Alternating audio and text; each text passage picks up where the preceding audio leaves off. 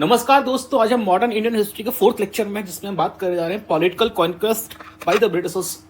इसमें एग्जैक्टली हम बात करेंगे 1707 जब Aurangzeb died and decline of Mughal empire started से लेके 1765 तक। 1765 इसलिए कि बैटल ऑफ बक्सर के बाद 1765 में ही इन्हें ट्रीटी ऑफ इलाहाबाद के थ्रू इनको दीवानी राइट मिलती है। नाउ एक ट्रेडिंग कंपनी से they converted into pure political power, जिसे कमर्शियल इंटरेस्ट के साथ साथ ये एक एम्पायर बिल्डिंग के फॉर्मेशन में लग जाता है।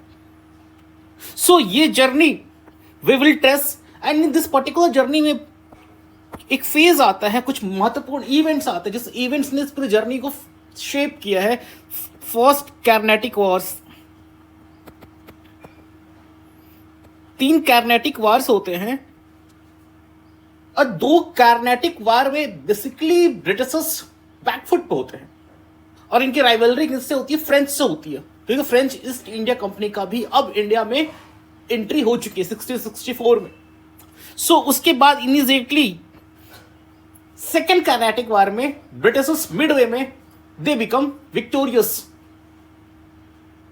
उसके बाद सेकेंड कार्नेटिक वार और थर्ड कार्नेटिक वार के बीच में होता है बैटल ऑफ प्लासी, और बैटल ऑफ प्लासी में जस्ट अभी सेकेंड कार्नेटिक वार में इनके जीतने का मनोबल बढ़ चुका है। तो 1757 बैटल ऑफ प्लासी, और बैटल ऑफ प्लासी में इनकी हो जाती है जीत। Siraj-ud-Daulah Daula died and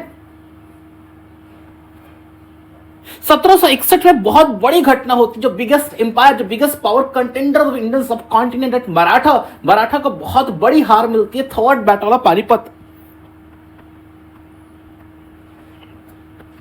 third battle of Panipat.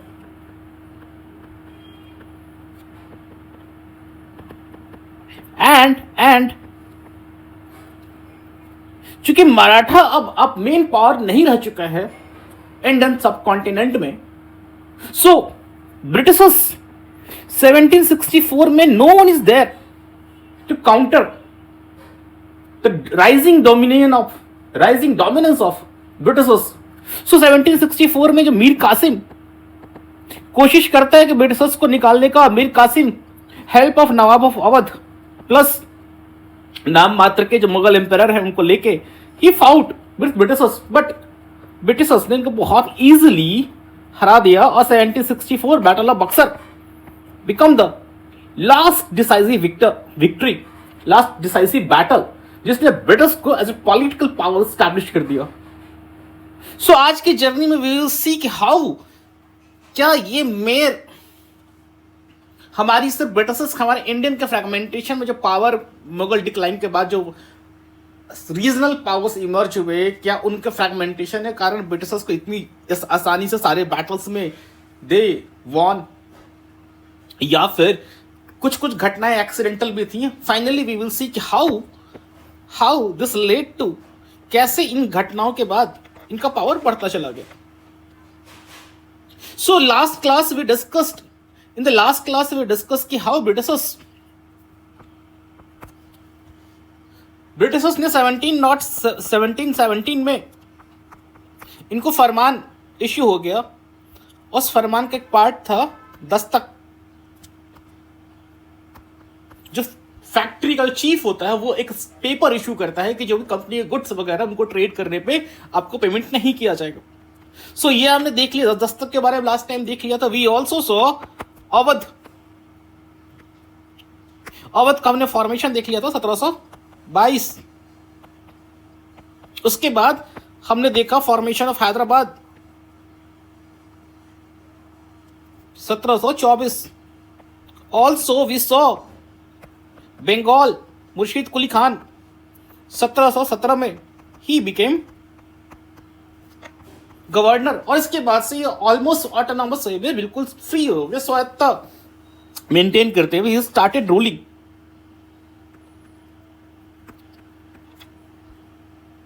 सो बंगाल, हमने बंगाल भी देखा, अवध, हैदराबाद, और मोर इंपॉर्टेंटली वी सॉ कि कैसे मराठा बिकेम तो dominant force Maratha is more important, क्योंकि प्रश्नों में आपके डिक्लाइन ऑफ मुगल एम्पायर के बाद जो सबसे ज्यादा प्रश्न पूछा जाता है रीजनल पावर का इमरजेंस में, that is from Maratha. So Maratha we saw कि जैसे ही औरंगजेब का डेथ होता है 1707 Shahu was released. And Shahu को रिलीज करने के पीछे पर्पस होता है कि शाहू को रिलीज कर देंगे तो दो गुटों में मराठा ग्रुप दो भागों में बटा हुआ, दोनों आपस में कॉन्फ्रंट करेंगे. इससे क्या होंगे, मराठा कमजोर होंगे. But finally Shahu emerge victorious with the help of Balaji Vishwanath.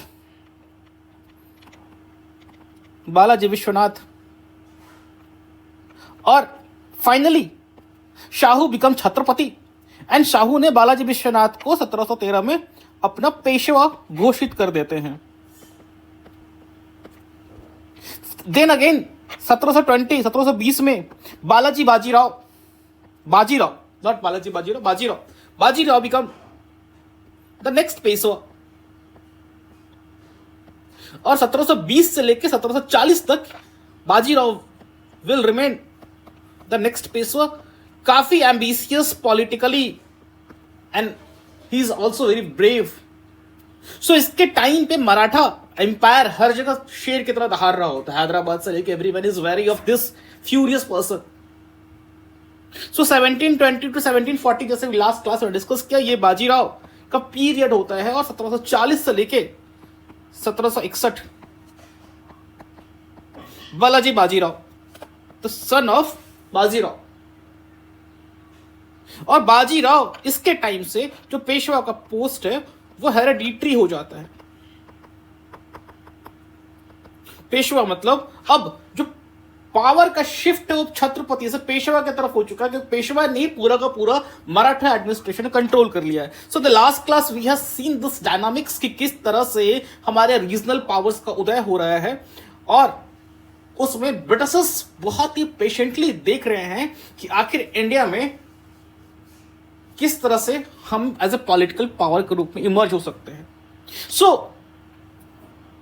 सो दे इनके पास ये अपॉर्चुनिटी अभी नहीं मिली है कि ये डायरेक्टली बंगाल में घुस सकें, because Bengal is still ruled by a very prominent. Bengal में बहुत ही काबिल जनरल्स हैं जो बंगाल को रूल कर रहे हैं.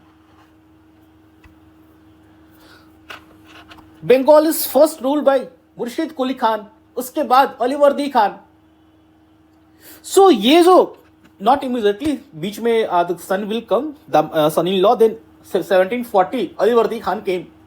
सो बंगाल में जो एडमिनिस्ट्रेशन इज वेरी स्ट्रांग और यहां पे they don't get chance. Also उत्तरी भारत में क्या है, भले ही मुगल एम्पायर डिक्लाइन कर गया हो बट स्टिल जो मुगल की अथॉरिटी या साइकोलॉजिकल अथॉरिटी वो स्टिल मेंटेन्ड है. पश्चिमी इस पश्चिमी भारत वाले क्षेत्र में अभी मराठा पावर इंटैक्ट है.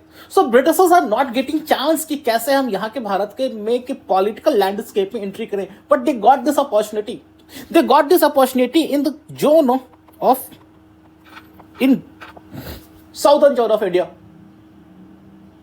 और यहाँ के पॉलिटिक्स में basically the region was Carnatic. और यहां पे इन्होंने प्रॉक्सी वार किया क्योंकि इनके सामने भी दो चैलेंज, इनको एज ए पॉलिटिकल पावर के रूप में इमर्ज होने के लिए they have two challenges before them. पहला ये चैलेंज कि अगर कोई जितने भी यूरोपियन पावर्स हैं उनमें से सभी को एलिमिनेट करना वेरी वेरी इंपॉर्टेंट. सो इनको अपनी मोनोपोली क्रिएट करनी है कि हमारे अलावा कोई दूसरा यूरोपियन पावर भारत में लीड ना करे. So they wanted to create their monopoly. Also एक बार वो मोनोपोली स्टैब्लिश हो जाए so they will start gaining political foothold. वे धीरे धीरे अपने आप को एक राजनीतिक शक्ति के रूप में भारत में स्थापित करना शुरू कर देंगे. सो जो सबसे पहला इनका बैटल होता है, ये बैटल बेसिकली अंग्रेज और फ्रेंच के बीच में एज ए प्रॉक्सी वार होता है. प्रॉक्सी वार इसको बोलते हैं जब दो पावर्स आपस में डायरेक्टली कन्फ्रंट नहीं करके, आपस में डायरेक्टली नहीं भिड़ के, वो दोनों अलग अलग इनडायरेक्ट वे में दूसरे की लड़ाई में घुस के एक दूसरे से भिड़ने की कोशिश करते हैं, दूसरे को अपनी शक्ति के द्वारा दबाने की कोशिश करते हैं. उसको हम प्रॉक्सी वार कहते हैं. सो ये स्थिति हमारी बन गई 1740 की बनती है बैटल ऑफ कार्नेटिक वार्स के टाइम पे. और इसका जो मेन कारण होता है कि फ्रेंच इस क्षेत्र में बहुत ही इंपॉर्टेंट पावर के रूप में इमर्ज हो चुके होते हैं। सो चूंकि हमने जब एडवेंट ऑफ यूरोपियंस में फ्रेंच के बारे में नहीं पढ़ा था, फ्रेंच कंपनी कैसे आती, कैसे इस टाइम पे पॉलिटिकल पावर के रूप में, एक स्ट्रांग पावर के रूप में कैसे अपने आप को स्थापित कर चुकी है। तो let's have just a brief flashback कि फ्रेंच कंपनी आती कैसे है। सो इन 1664, काफी लेट, 1602 में डच ईस्ट इंडिया कंपनी बन चुकी है, 1600 में आपकी इंग्लिश ईस्ट इंडिया कंपनी बन चुकी है। But French east India company was form in 1664 and that company forces Pauling Commerce ले India Oriental, such a big name, ठीक है। तो 1664 में this company was formed under the, जो उस समय का फाइनेंस मिनिस्टर होता है लुई 14 के टाइम पे, जो किंग है, उसमें Jean Baptiste Colbert, Jean Baptiste Colbert के टाइम पे, he is a finance minister, very strong finance minister, और इसके टाइम पे ये कंपनी फॉर्म होती है। एंड जिस तरह से डच ईस्ट इंडिया कंपनी को क्वासी सोवरेन पावर दी जाती है, तुमने मिलिट्री रखोगे, तुम कॉइन मिंट कर सकते हो, तुम ट्रीटीज वगैरह कर सकते हो बाहर के क्षेत्रों में, सो इसको भी वैसे ही पावर्स दिए जाते हैं। एंड इसका वहां पे हेडक्वार्टर इज इन पेरिस में इसका हेडक्वार्टर है, ठीक है। And finally, this company establishes in 1668 India made its first factory in Surat.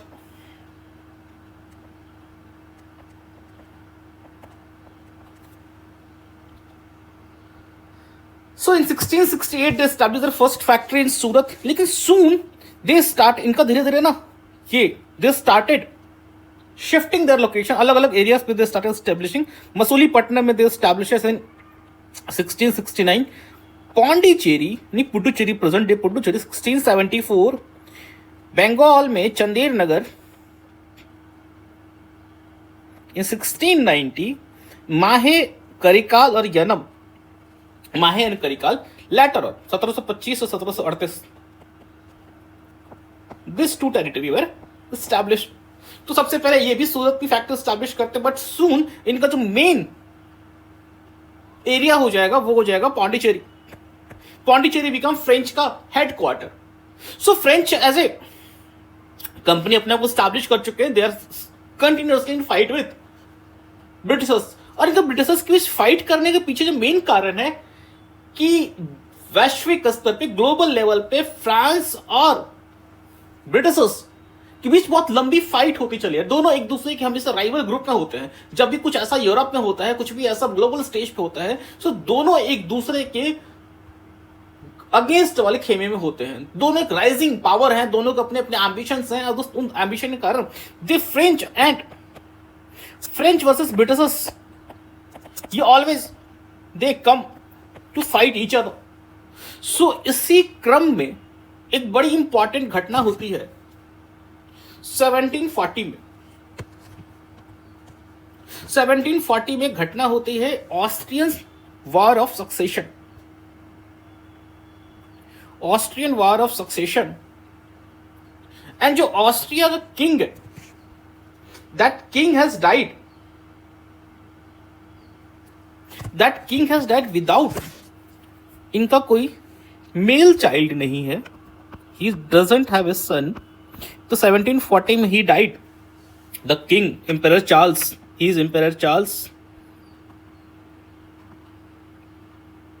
And he died without a male son. ये 1713 में ही बोल चुके हैं होते हैं कि मेरे बाद मेरी बेटी रूल करेगी, और अलग अलग के सभी देशों से, यूरोपियन कंट्रीज से ये बोलते हैं कि इस बात को आप स्वीकार कीजिएगा। लेकिन इनके मरने के बाद वहां पे बहुत सारे जो देश हैं, वो देश इसको एज ए रूलर मानने से इनकार करता है, उनकी डाउटर को, मैरिया थरेसा।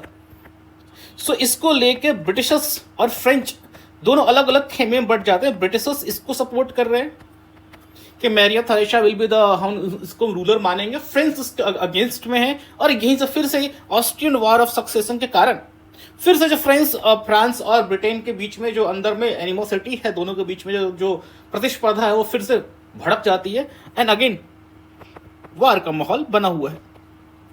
सो ये वाला कॉन्टेक्स्ट दिमाग में रखो कि इस तरह से दोनों यूरोप में फाइट कर रहे हैं और इसी बीच में इंडिया में जो ईस्ट इंडिया कंपनी या फ्रेंच ईस्ट इंडिया कंपनी है ये भी एक दूसरे को हॉस्टिलिटी की निगाह से देख रहे हैं। लेकिन ये इन्होंने अभी तक मेंटेन किया हुआ है क्योंकि हम ट्रेडिंग कंपनी है तो हम भारत में फाइट नहीं करेंगे। दूसरा, जो टेरिटोरियल पावर जो नवाब्स हैं वो भी नहीं चाहते कि कोई भी ट्रेडिंग कंपनी हमारे जोन में, हमारे क्षेत्र में लड़ाई करे बिना और उसको बिना मेरी परमिशन के या फिर मेरी सोवरेनिटी को चैलेंज नहीं करे, क्योंकि मेरी टेरिटरी में कोई भी अगर फाइट करेगा सो एक तरह से मेरी सोवरेनिटी, मेरी संप्रभुता को वो चैलेंज कर रहा है। तो इस कारण से कोई भी किंगडम नहीं चाहता था कि हमारे टेरिटरी में कोई करे और कंपनीज भी इसको अवॉइड करती थी। ये सभी चीजें हो रही थी, ठीक है। And this is the reason of Carnatic, ठीक है। कार्नेटिक जिस तरह से हैदराबाद 1724 में असफ जाही डायनेस्टी निजामुल मुल्क के अंतर्गत में एक ऑलमोस्ट इंडिपेंडेंट टेरिटोरियल पावर बन गया, वैसे ही कार्नेटिक इसके अंदर एक पावर है और ये भी अपने आप को ऑलमोस्ट 1740 के आसपास में ये भी अपने आप को इंडिपेंडेंटली फंक्शन करने लगा। मतलब अथॉरिटी नाम में किसकी मानता है लेकिन सारी चीजें ये इंडिपेंडेंट वे में खुद से करता है। कार्नेटिक में असली में क्या हुआ कि जब ऑस्ट्रियन वॉर ऑफ सक्सेशन चल रहा था 1740 में जो वार स्टार्ट हुआ, इंडिया में उसका इंपैक्ट नहीं आया था। लेकिन 1746 में they made a big mistake. French या तो कह सकते हो बहुत बड़ी मिस्टेक की, या फिर उनका जो एम्बिशन था वो एम्बिशन बहुत ज्यादा बढ़ गया। They started thinking themselves as a big power और इसमें फ्रेंच को लीड कर रहे थे इस समय Joseph Francis duplex. Joseph Francis duplex, and इसके बारे में कहा जाता है कि this person brilliantly understood the Indian political dynamics. उस समय में अपने टाइम से सबसे आगे चल रहा था, ये उस समय के सारे समीकरण को समझता था कि किस तरह से भारत के जो लोकल पावर्स है जिनके यहाँ बहुत ज्यादा वॉर ऑफ सक्सेशन होता है, ये पावर एक दूसरे के साथ कन्फ्रंटेशन में रहते हैं, तो इसको फायदा उठा के हम कैसे अपने पावर को ग्रो कर सकते हैं। Duplex was a very brilliant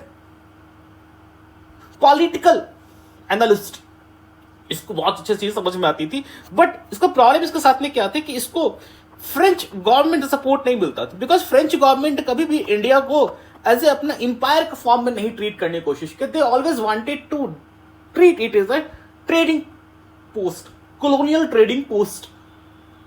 कई बार इसके विजन को दे सी, डुप्लेक्स के विजन को they see as a fantasy rather than a long term vision. But Dupleix के अंदर में वो क्षमता थी कि वो यहां पे फ्रेंच के पावर को ग्रो करा सकता था। इसी बीच में क्या होता, 1746 में French made a huge mistake, they attacked Madras में जिनका fort Saint George they captured, और ब्रिटिश इसके लिए बिल्कुल प्रिपेयर्ड नहीं है। ब्रिटिश इसके लिए बिल्कुल प्रिपेयर्ड नहीं है कि हमारे फोर्ट को कैप्चर कर लिया जाएगा, बिकॉज दे न्यू कि यहां पे किसी भी तरह का टेरिटोरियल वार पॉज नहीं होता है, दो कंपनी आपस में फाइट नहीं करती हैं। बट फ्रेंच में now over ambition, they capture the Madras में फोर्ट सेंट जॉर्ज, और this was captured by admiral La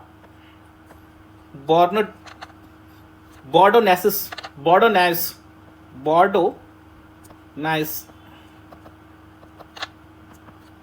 and आराम से factory capture because they are not prepared. अब इसी घटना से शुरू हो जाता है आपका first Carnatic war. This factory fell under the control of Britishers, और इस समय जो कर्नाटक का नवाब है इसका नाम है अनवरुद्दीन खान। सो अनवरुद्दीन खान को लगता है कि आप मेरे टेरिटरी में बिना मेरे परमिशन के या फिर मेरे ऑर्डर देने के बावजूद भी आप फैक्ट्री को जो कैप्चर किया उसको छोड़ नहीं रहे हैं, तो एक तरह से आपने मेरी संप्रभुता को चैलेंज किया है। And he was very right कि सच में अगर कोई ट्रेडिंग कंपनी आपके टेरिटरी में वार कर रही है और आपके आदेश को नहीं मान रही है, तो आपके संप्रभुता को चैलेंज तो किया ही जा रहा है। सो ये इमीजिएटली ये यहाँ पे अटैक करता है मद्रास पे, और ये अप्रोक्सीमेटली 10 से 12 हज़ार की सेना जाती है और यहाँ पे मद्रास पे जाके फ्रेंच को हरा के वापस फैक्ट्री पे कंट्रोल करके ब्रिटिशर्स को हैंड ओवर करना चाहती है। बट एक्चुअली में समस्या क्या हुई कि 10 से 12 हज़ार की फोर्स और फ्रेंच के फ्यू हंड्रेड सोल्जर्स, 200 से 300, एंड फ्रेंच जीत गए, अनवरुद्दीन की सेना हार गई। And this was a famous, not famous, infamous battle of Saint Thome 1746। पहली बार कोई भारतीय सेना यूरोप के सेना से हारी थी। इसके पहले भी 1686 में औरंगजेब के टाइम में जोशुआ चाइल्ड अटैक करता है, बट उस टाइम औरंगजेब जीतता है, अंग्रेज हार जाते हैं। पहली बार बैटल ऑफ सेंट थॉम ने बहुत छोटी सेना से बहुत बड़ी सेना को हरा दिया। सो इसका इम्पैक्ट ये हुआ फर्स्ट बैटल ऑफ कर्नाटिक में जो सेंट थॉम की घटना होती है, कि इसमें एक बात समझ में आ गई कि अगर यूरोपियन स्टाइल में ट्रेंड आर्मी हो, और जो वार की स्ट्रैटेजी है, वारफेयर की स्ट्रैटेजी, वो मॉडर्न यूरोपियन वारफेयर की स्ट्रैटेजी हो, तो छोटी सेना के साथ भी हम इंडियन के बड़े पावर्स को हरा सकते हैं। सो ये यूरोपियन को पहली बार में समझ में आ गया कि भारत की छोटी सेना, मतलब भारत के बड़े बड़े लोगों की सेना भी यहां पे हार जाएगी।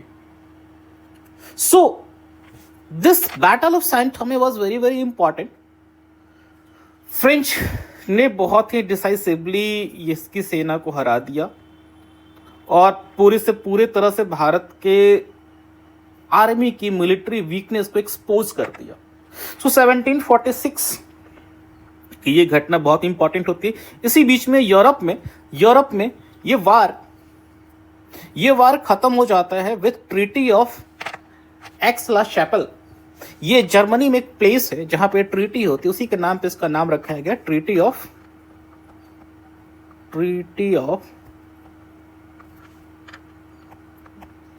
एक्स-ला-शैपेल 1748। इस ट्रीटी के अंतर्गत मद्रास वापस दे दिया गया।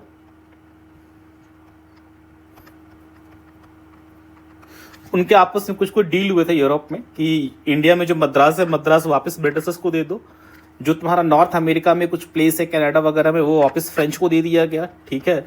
एंड एक तरह से इस वाले में ट्रीटी ऑफ एक्स-ला-शैपेल में फ्रेंच की ही जीत हुई,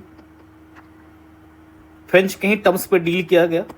और इसमें एक चीज और थी, द पर्सन एडमिरल लॉ बॉर्डोनाइज ये चाहता था कि ब्रिटिशर्स को ये चेन्नई का फोर्ट दे दिया जाए, बदले में कुछ रैंसम वगैरह लेके, पैसा लेके, लेकिन डुप्लेक्स नहीं चाहता था। डुप्लेक्स चाहता था कि इस फैक्ट्री पे हम परमानेंटली कैप्चर कर लें। सो इस तरह से first battle of Carnatic ended 1748 में, और 1748 के बैटल के बाद French becoming more powerful, French का स्ट्रेंथ ब्रिटिशर्स से काफ़ी स्ट्रांग हो चुका है, इनके पास पैसा भी है यहाँ पे लोकल रूलर्स के सपोर्ट से। एंड यहाँ पे साइकोलॉजिकली इन्होंने जो नवाब को हरा दिया है, तो इनका जो इंडियन में प्रेस्टीज, लोगों के अंदर फियर है, लोगों के अंदर समझ में जो इंडियन रूलर्स हैं उनको भी लग रहा है कि अगर हमें किसी दूसरे इंडियन रूलर्स को हराना होगा तो अगर हम फ्रेंच मिलिट्री की हेल्प ले लें, क्योंकि इनके काफ़ी एडवांस्ड हैं, तो हम इजीली हरा सकते हैं। तो डुप्लेक्स इस समय पे काफ़ी स्ट्रांग हो चुका है, ठीक है। और इसी बैकग्राउंड में सेकेंड कार्नेटिक वार स्टार्ट होगा, लेकिन I will give some small background, क्योंकि second Carnatic war purely Indian factor से इन्वॉल्व है, भारतीय कारण के कारण तुम्हारा सेकेंड कार्नेटिक वार होता है। जैसे फर्स्ट कार्नेटिक वार यूरोपियन था और यूरोप का वार इंडियन कॉन्टिनेंट में आ गया, लेकिन सेकेंड कार्नेटिक वार इंडियन कॉन्टिनेंट कई कारणों से शुरू होगा, यहाँ के पॉलिटिकल मैन्यूवर के कारण, और दोनों आपस में भिड़ेंगे। और सेकेंड कार्नेटिक वार वेरी वेरी डिसाइसिव, क्योंकि फ्रेंच जिसके पास पूरा पावर था कि they could have become the next colonial master of India, लेकिन वो खुद नहीं बन पाए बिकॉज कुछ गलतियां की, plus very smart strategy of Robert Clive. So getting back, coming to the second Carnatic war, said earlier कि कार्नेटिक सेकेंड कार्नेटिक वार का जो मेन कारण है वो लोकल है, डोमेस्टिक, इंटरनेशनल वाला इशू यहाँ पे नहीं है। और यहाँ पे प्रॉक्सी वार का जो मेन प्रोमिनेंट एग्जाम्पल है वो यहीं पे देखने को मिलता है कि दो अलग अलग प्रोविंसेस में गद्दी बैठने के लिए, थ्रोन बैठने के लिए वार ऑफ सक्सेशन, मतलब दो अलग अलग कंटेंडर ऑफ पावर हैं, दोनों अलग अलग खेमे में बटे हुए हैं, और एक को फ्रेंच सपोर्ट कर रहा है और एक को ब्रिटिश सपोर्ट कर रहे हैं। दोनों डायरेक्टली कॉन्फ्रंट नहीं कर रहे, दोनों यहां पे जो पावर बैटल है, एक हैदराबाद में, दूसरा कार्नेटिक में, इन दोनों पावर बैटल में दोनों पीछे से प्रॉक्सी वार की तरफ फाइट कर रहे हैं, बट रियल फाइट इन्हीं दोनों के बीच में। सो एक्चुअली बैकग्राउंड ये है कि 1748 निजामुल मुल्क, जिसने असफ जाही डायनेस्टी स्टैब्लिश किया, ही डाइड। निजामुल मुल्क, ही डाइड। एंड इसका जो बेटा है नासिर जंग, इसको भी बनना है नेक्स्ट निज़ाम, नवाब, निज़ाम और नवाब जो भी कह लो। दूसरा निज़ामुल मुल्क का नाती है Muzaffar Jang, he also want to become Nizam, और मुजफ्फर जंग को सपोर्ट किया है फ्रेंच ने, और इसको सपोर्ट कर रहे हैं ब्रिटिशर्स।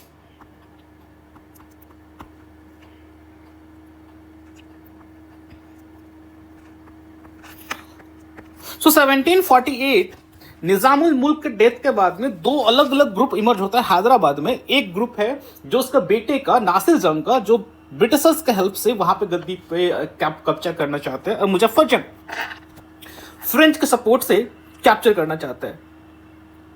सो इनिशियली नासिर जंग गद्दी में बैठ जाता है, लेकिन 1750 दिसंबर he was killed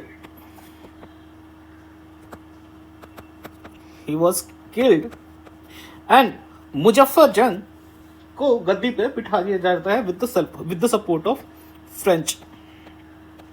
Muzaffar Jang become next Nizam with the support of French, क्योंकि because he is killed. And now Muzaffar Jang इन लोगों को बहुत रिवार्ड देता है, फ्रेंच को बहुत सारा टेरिटोरियल पावर दे देता है, मतलब टेरिटरी के रेवेन्यू कलेक्शन वगैरह दे देता है।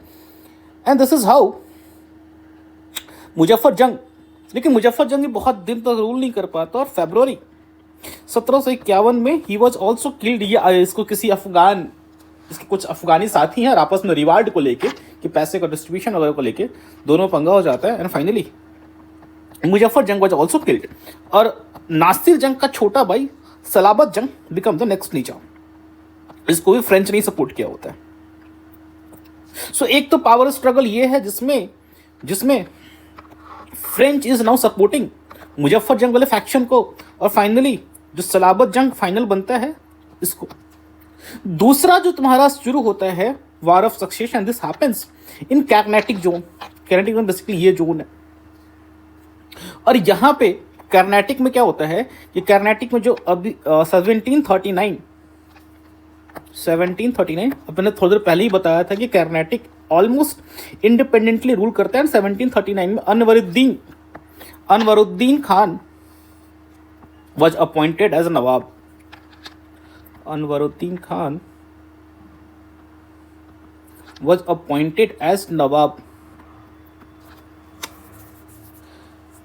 1739 में, ठीक है। एंड अनवरुद्दीन खान से पहले यहां का नवाब होता है मोहम्मद दोस्त अली। और दोस्त अली का बेटा होता है चंदा साहिब। कहीं पे बेटा भी पढ़ने को मिला, कहीं पे दामाद, so may be some confusion, but हाँ दोस्त अली का जो सक्सेसर होता है वो होता है चंदा साहिब। और चंदा साहिब को 1741 में मराठा ने कैप्चर कर लिया होता है, और 1741 से कैप्चर किया होता है, और 1748 में इसको रिलीज करते हैं। सो 1748 में जब ये रिलीज होता है तो ये आके बोलता है कि गद्दी पे बैठने का मेरा हक है, बिकॉज 1748 में because my father was the Nawab here. और जब मेरे फादर नवाब थे तो मैं यहाँ पे प्रोमिनेंट पोजीशन पे था, नोबल था, सो आई विल सेट हियर। तो 1748 में चंदा Sahib took the help of French. तो फ्रेंच चंदा साहिब को हेल्प करने के लिए पहुंच जाते हैं, और चंदा साहब आएंगे तो चंदा साहब के साथ में मुजफ्फर जंग भी आएगा, क्योंकि मुजफ्फर जंग तो उसी ग्रुप में है। सो चंदा साहिब, फ्रेंच और मुजफ्फर जंग मेड सेम ग्रुप, और तीनों एक साथ मिलके अनवरुद्दीन पर अटैक करते हैं। एंड यहां पे होता है बैटल ऑफ एम्बूर 1749, और इसमें दे किल्ड अनवरुद्दीन। सो चंदा Sahib become the next Nawab with the help of French. और अनवरुद्दीन का जो बेटा है मोहम्मद अली, वो भाग जाता है तिरुचिरापल्ली। उस टाइम को तिरुचिरापल्ली बोलते थे, और अनवरुद्दीन खान को सपोर्ट कर रहे थे ब्रिटिशर्स। सो मोहम्मद अली जाके तिरुचिरापल्ली में वहां पे एक फोर्ट होता है, उसमें जाके वो घुस के बैठ जाता है, और फ्रेंच चंदा साहिब की आर्मी इस फोर्ट को चारों तरफ से घेर के रखती है, सीज करके रखती है कि आखिर कब निकलेगा, then we will capture him. ये उस समय की स्ट्रैटेजी हुआ करती थी वारफेयर की, कि फोर्ट्स वगैरह को सीज करके रखो, सीज वहां पे डाल दो लॉन्ग टाइम के लिए। फाइनली वो सीज के कारण परेशान होकर दे सरेंडर करने का प्लान था, और ये सीज बहुत लंबा चल रहा होता है। ब्रिटिशर्स यहां पे परेशान है कि तिरुचिरापल्ली में उनको सॉल्यूशन नहीं दिख रहा, क्योंकि यहां से वो मोहम्मद अली को निकालने की कोशिश कर रहे हैं, मोहम्मद अली को जितवाने की कोशिश कर रहे हैं, बट ब्रिटिश फ्रेंच और हैदराबाद की आर्मी मिलकर यहां पे बहुत स्ट्रांग सीज डाली हुई है, और चंदा साहिब की आर्मी। सो ब्रिटिशर्स को यहां पे ऑलमोस्ट ब्रिटिशर्स ये वाला गेम तो हार चुके हैं, सेकंड कर्नाटिक वार वो हार चुके हैं, लेकिन यहां पे बहुत ही मैजिकल काम होता है। एक बंदा है रॉबर्ट क्लाइव बहुत ही छोटे पोजीशन पे क्लर्क है मद्रास के फैक्ट्री में, और शुरू से ही उसके बारे में कहते हैं कि थोड़ा सा एम्बिशियस है, एग्रेसिव है, इंपल्सिव है। और कर्नाटिक की राजधानी होती एरकॉट है। तो ये एक सॉल्यूशन देता है कि आप ऐसा करो, आप डायरेक्टली तिरुचिरापल्ली से अटैक हटा लो। अभी तिरुचिरापल्ली जीतना है ना। सो इन्होंने क्या किया है, चंदा साहिब की आर्मी फ्रेंच ने, इन्होंने सारा का सारा फोर्स तिरुचिरापल्ली पे सेंटर्ड कर रखा है। ये सारी के सारी इनके फोर्स इसी के इर्द गिर्द हैं, और यहाँ पे इन्होंने डिफेंस काफी स्ट्रांग किया हुआ है। तो क्या हम ऐसा करें, इनको हम धोखा देने के लिए हम एरकॉट पे अटैक करें बहुत कम आर्मी के साथ में। तो अगर हम एरकॉट पे अटैक करेंगे, सो इनको यहाँ डिफेंस करने के लिए यहाँ से अपने आर्मी को डाइवर्ट करना होगा, और जब ये अपने आर्मी डाइवर्ट करेंगे तो तिरुचिरापल्ली का जो डिफेंस कमजोर हो जाएगा, then we will attack. So Britishers already हार रहे थे, इनके पास कोई और कोई स्कोप नहीं था, तो दे एक्सेप्टेड, ठीक है रॉबर्ट क्लाइव ऑल्दो एक क्लर्क है, इसकी बात मान लेते हैं। So exactly same thing was done, और पूछा कि भाई तो फिर एयरकॉट पर अटैक कौन करेगा? रॉबर्ट क्लाइव से इसकी मैं करूंगा। सो रॉबर्ट क्लाइव जस्ट 200 आदमियों को लेके, 200 फोर्स को लेके ही अटैक एयरकॉट, और suddenly no one was prepared, because किसी को आइडिया था नहीं कि अच्छा एयरकॉट क्या है। एयरकॉट कर्नाटक जो सूबा है, इसका कैपिटल है, दिस इज कैपिटल सिटी। सो एयरकॉट पे अटैक बस जो चंदा साहिब की आर्मी है, दे कॉट अनप्रिपेयर्ड, फ्रेंच जो ऑल्सो कॉट अनप्रिपेयर्ड। सो 53 दिन तक यहाँ पे सीज रखा, और रॉबर्ट क्लाइव सच में बहुत ब्रेवली ही फाउट यहाँ पे, और यहां से शिफ्ट कर्नाटक से ये त्रिचुरपल्ली की आर्मी को वहां से मूव करना पड़ा, एंड दे फाइनली कैप्चर्ड। जो रॉबर्ट क्लाइव की स्ट्रैटेजी थी, that strategy worked out. So Britishers, इसका आउटकम क्या हुआ इस पर्टिकुलर सेकेंड कर्नाटक वार का? आउटकम क्या हुआ कि चंदा साहिब को फाइनली कैप्चर, क्योंकि ब्रिटिशर्स जीत गए, तो चंदा साहिब वाज कैप्चर्ड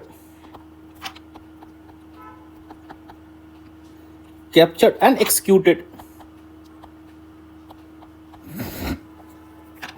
मोहम्मद अली को फिर से नवाब बना दिया गया। मोहम्मद अली कौन? अनवरुद्दीन का बेटा। एंड सडनली जो फ्रेंच का क्रेडिबिलिटी था, सब लोग फ्रेंच चिल्ला रहे थे, सडनली सबने ब्रिटिशर्स के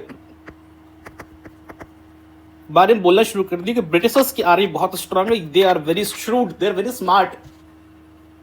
सो लोकल पावर्स जो है वो ब्रिटिशर्स के साथ अलाइन करने में ज्यादा अपना फायदा देख रहे हैं। सो ब्रिटिशर्स की वैल्यू सडनली इंक्रीज हो गई, और सबसे ज्यादा वैल्यू किसकी इंक्रीज होती है?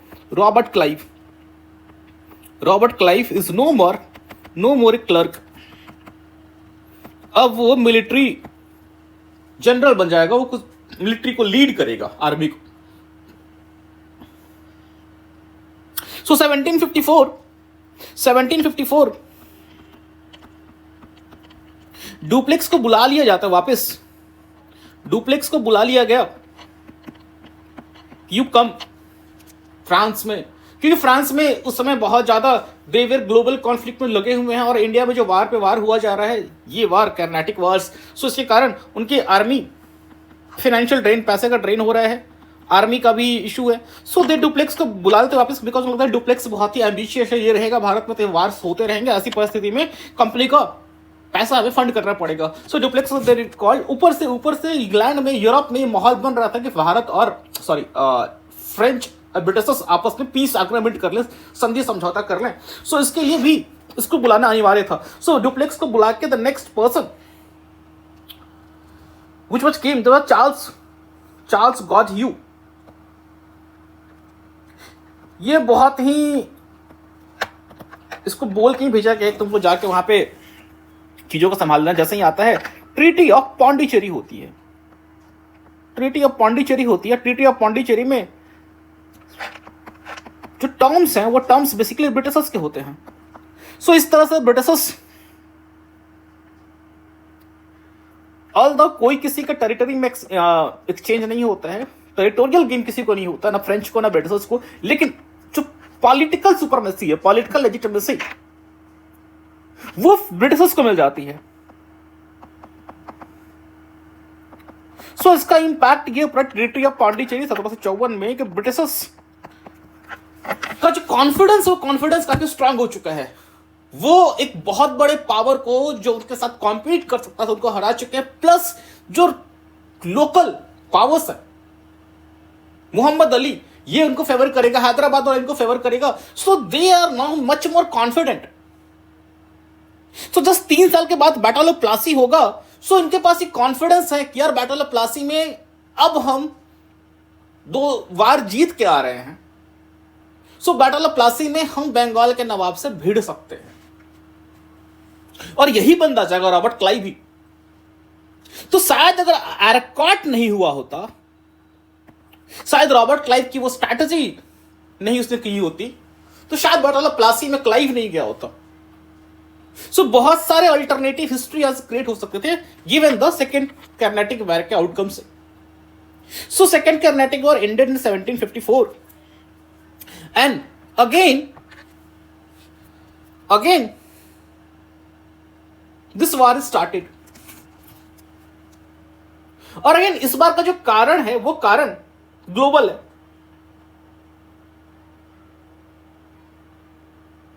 This time reason is global. 7 years of war, इसको ये भी कहा जाता, सम पीपल से ये पहला वर्ल्ड वॉर था। Actually this was the first world war.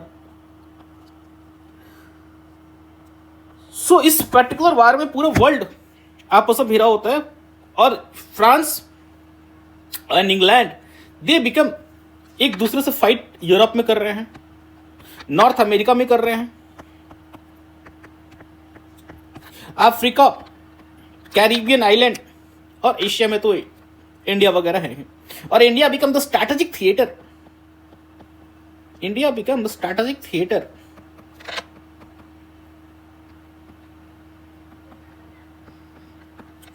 And इसी के बैकग्राउंड में जोसेफ फ्रैंको डुप्लेक्स को वापस बुला लिया गया है and Comte de Lally टोलेडल,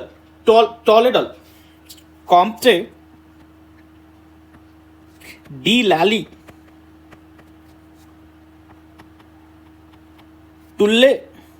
टुलेंडल, this is how this is pronounced in French. Even मुझे भी समझ में नहीं आ रहा है क्या पढ़ेंगे, so we will call him de Lally, ज़्यादा अच्छा रहेगा। Comte de Lally Tollendal anyway.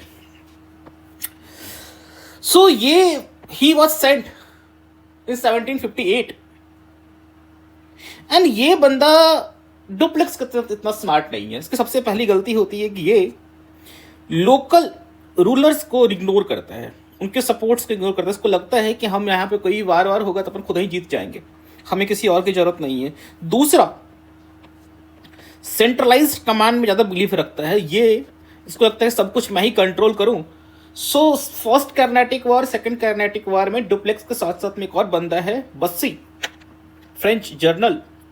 He played very important role. In true sense में ही वॉज द पर्सन जो डुप्लेक्स को बहुत पीछे से सपोर्ट दे रहा था, मिलिट्री सपोर्ट डुप्लेक्स के प्लान को दे रहा था बस्सी। सो बस्सी के साथ भी इसका पंगा हो जाता है सेंट्रलाइज कमांड के कारण, और बस्सी इसको साथ दे देना चाहता है। ये बस्सी के साथ इसके बहुत अच्छे रिलेशन नहीं रहते और बस्सी इसको साथ नहीं देना चाहता। एंड ये इसका एम्बिशन बहुत है। ये फिर से चाहता है कि फ्रांस को हम रिवाइव कर दे इंडिया में एज अ पावर, हम फिर से मद्रास कैप्चर कर। बट इसको ना तो फंड है, ना कोई प्लान है, ना कोई बैकअप है। So what he started first capturing fort Saint David Madras में। एक फोर्ट है यहाँ पे, small fort Saint David. But जैसे ये होता है इमीडिएटली, जैसे ही ये यहाँ से आगे बढ़ के मद्रास को कैप्चर करने की कोशिश करता है, so immediately Britishers retaliated. Britishers की जो आर्मी है वो आर्मी जाती है अदे again came to the confrontation. British की तरफ से सर आयरेकूट केम और कॉम्टे डी लैली को लग रहा है कि हमारा नवल सपोर्ट फ्रांस से ये पौंडीचेरी से आ रहा होगा, बट वो भी सही टाइम पे नहीं आ पाता, और आता भी है 1759 में काफ़ी लेट से, तो उसको ब्रिटिशर्स हरा देते हैं। सो फाइनली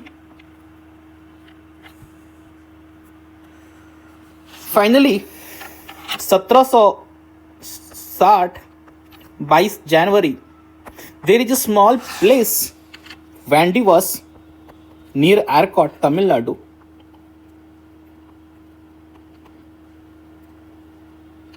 एक छोटा सा जगह वैंडीवास नियर प्लेस एरकॉट इन तमिलनाडु, और यहाँ पे दोनों के बीच में लड़ाई होती है। फ्रेंच के तरफ से डी लैली एंड इधर से सर आयरेकूट।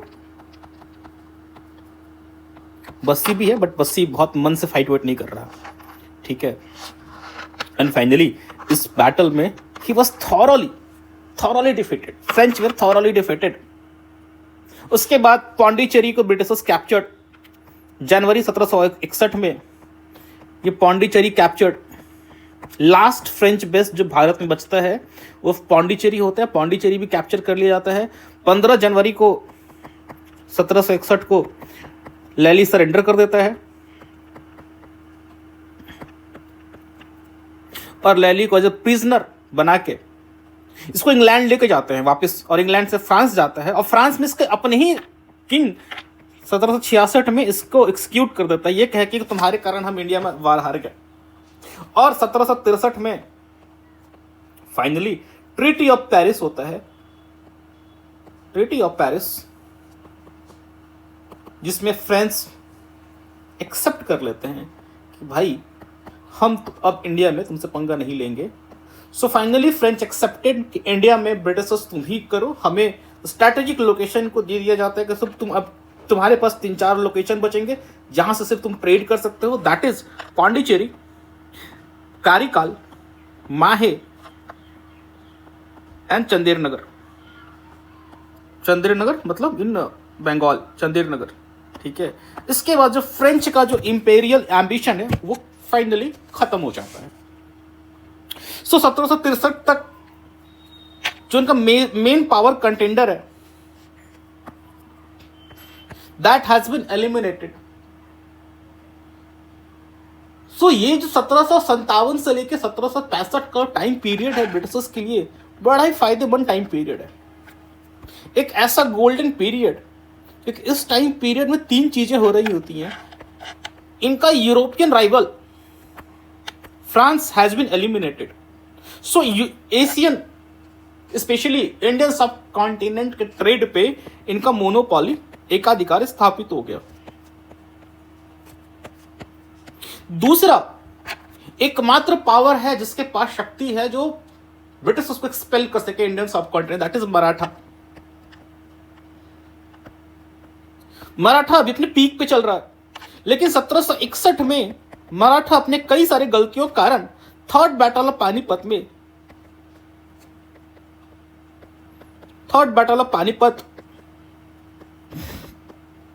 ये हार जाते हैं।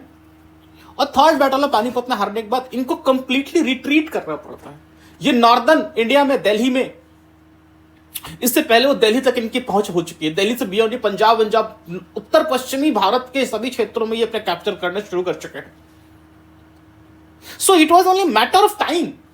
अगर थर्ड बैटल ऑफ पानीपत नहीं हुआ होता तो अगला कन्फ्रंटेशन बहुत बुरी तरह से ब्रिटिशर्स और मराठा के बीच में होने वाला था। और मराठा की आर्मी इतनी स्ट्रांग थी कि ब्रिटिशर्स को बहुत easily they could have routed. लेकिन 1761 की जो घटना होती है, मराठा एकदम बैकफुट पे आ गए। और इसी बीच में ब्रिटिशर्स को 1757 में बैटल ऑफ प्लासी के बाद 1764 में they have battle of Buxar. और बैटल ऑफ बक्सर में इनको रोकने वाला कोई नहीं है, बिकॉज यहां जो कंबाइंड आर्मी है, मीर कासिम को नवाब ऑफ बंगाल, सुजादौला नवाब ऑफ अवध और मुगल एम्पायर, यह आर्मी कमजोर पड़ जाती है और ये हार जाती है। सो ये जो Maratha third battle of Panipat, अगर मराठा नहीं हारे होते या फिर थर्ड बैटल ऑफ पानीपत नहीं हुआ होता, सो मराठा वुड हैव सपोर्टेड, क्योंकि मराठा उस समय दिल्ली पे कंट्रोल मराठा का था थर्ड बैटल ऑफ पानीपत होने से पहले।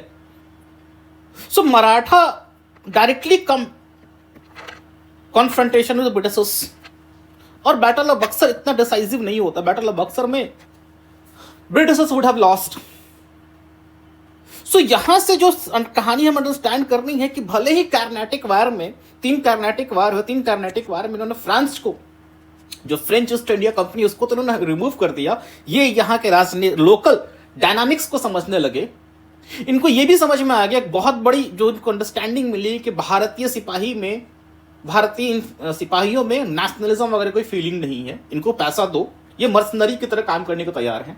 इनको सिर्फ पैसा चाहिए, इनको पेरोल पे रखो, ये हमारे तरफ से फाइट करेंगे, जो उनको पैसा देगा उसके साइड से फाइट करेंगे।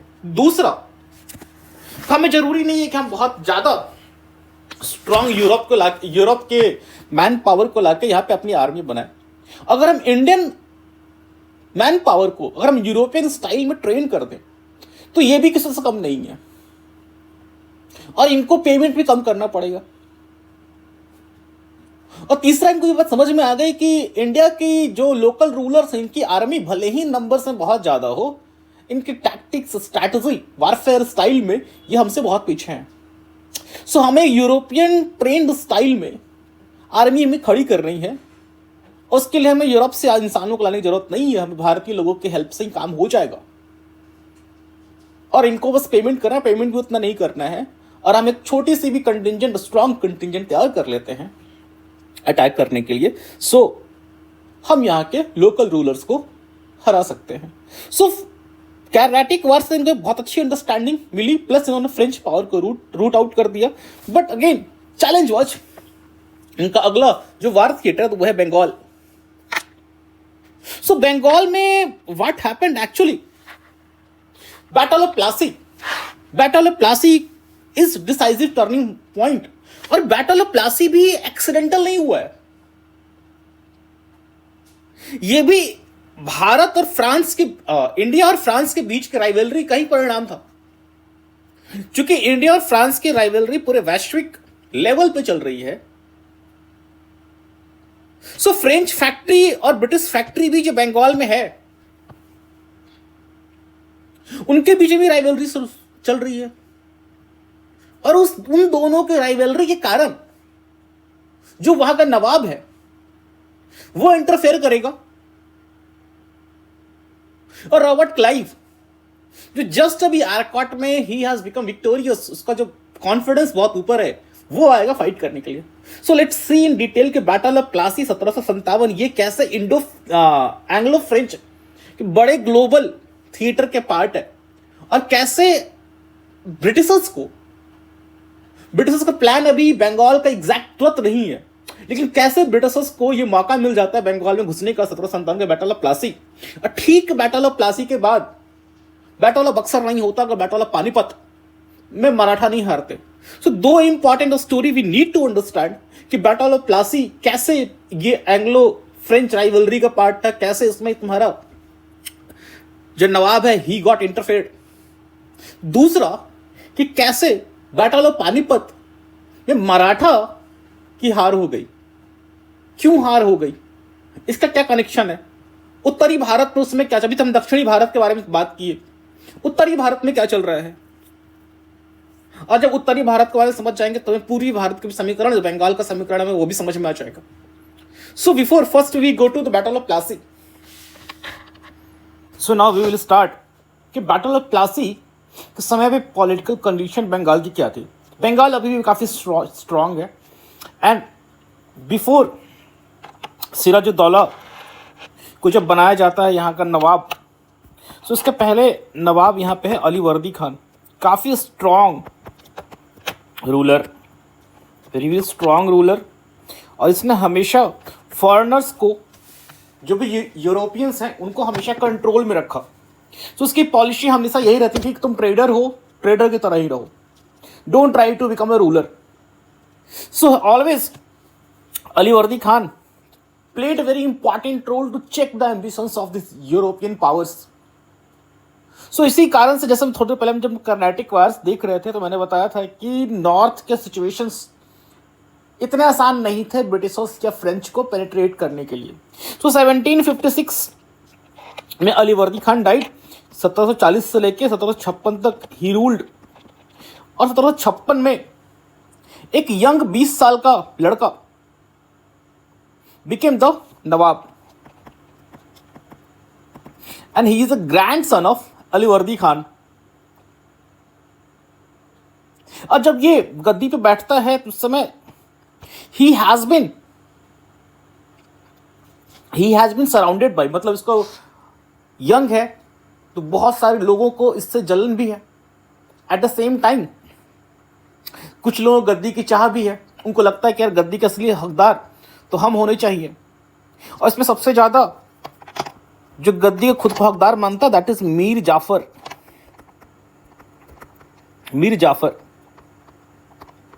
बेसिकली ये बक्सी, ये पे मास्टर और ऑल्सो आर्मी जनरल,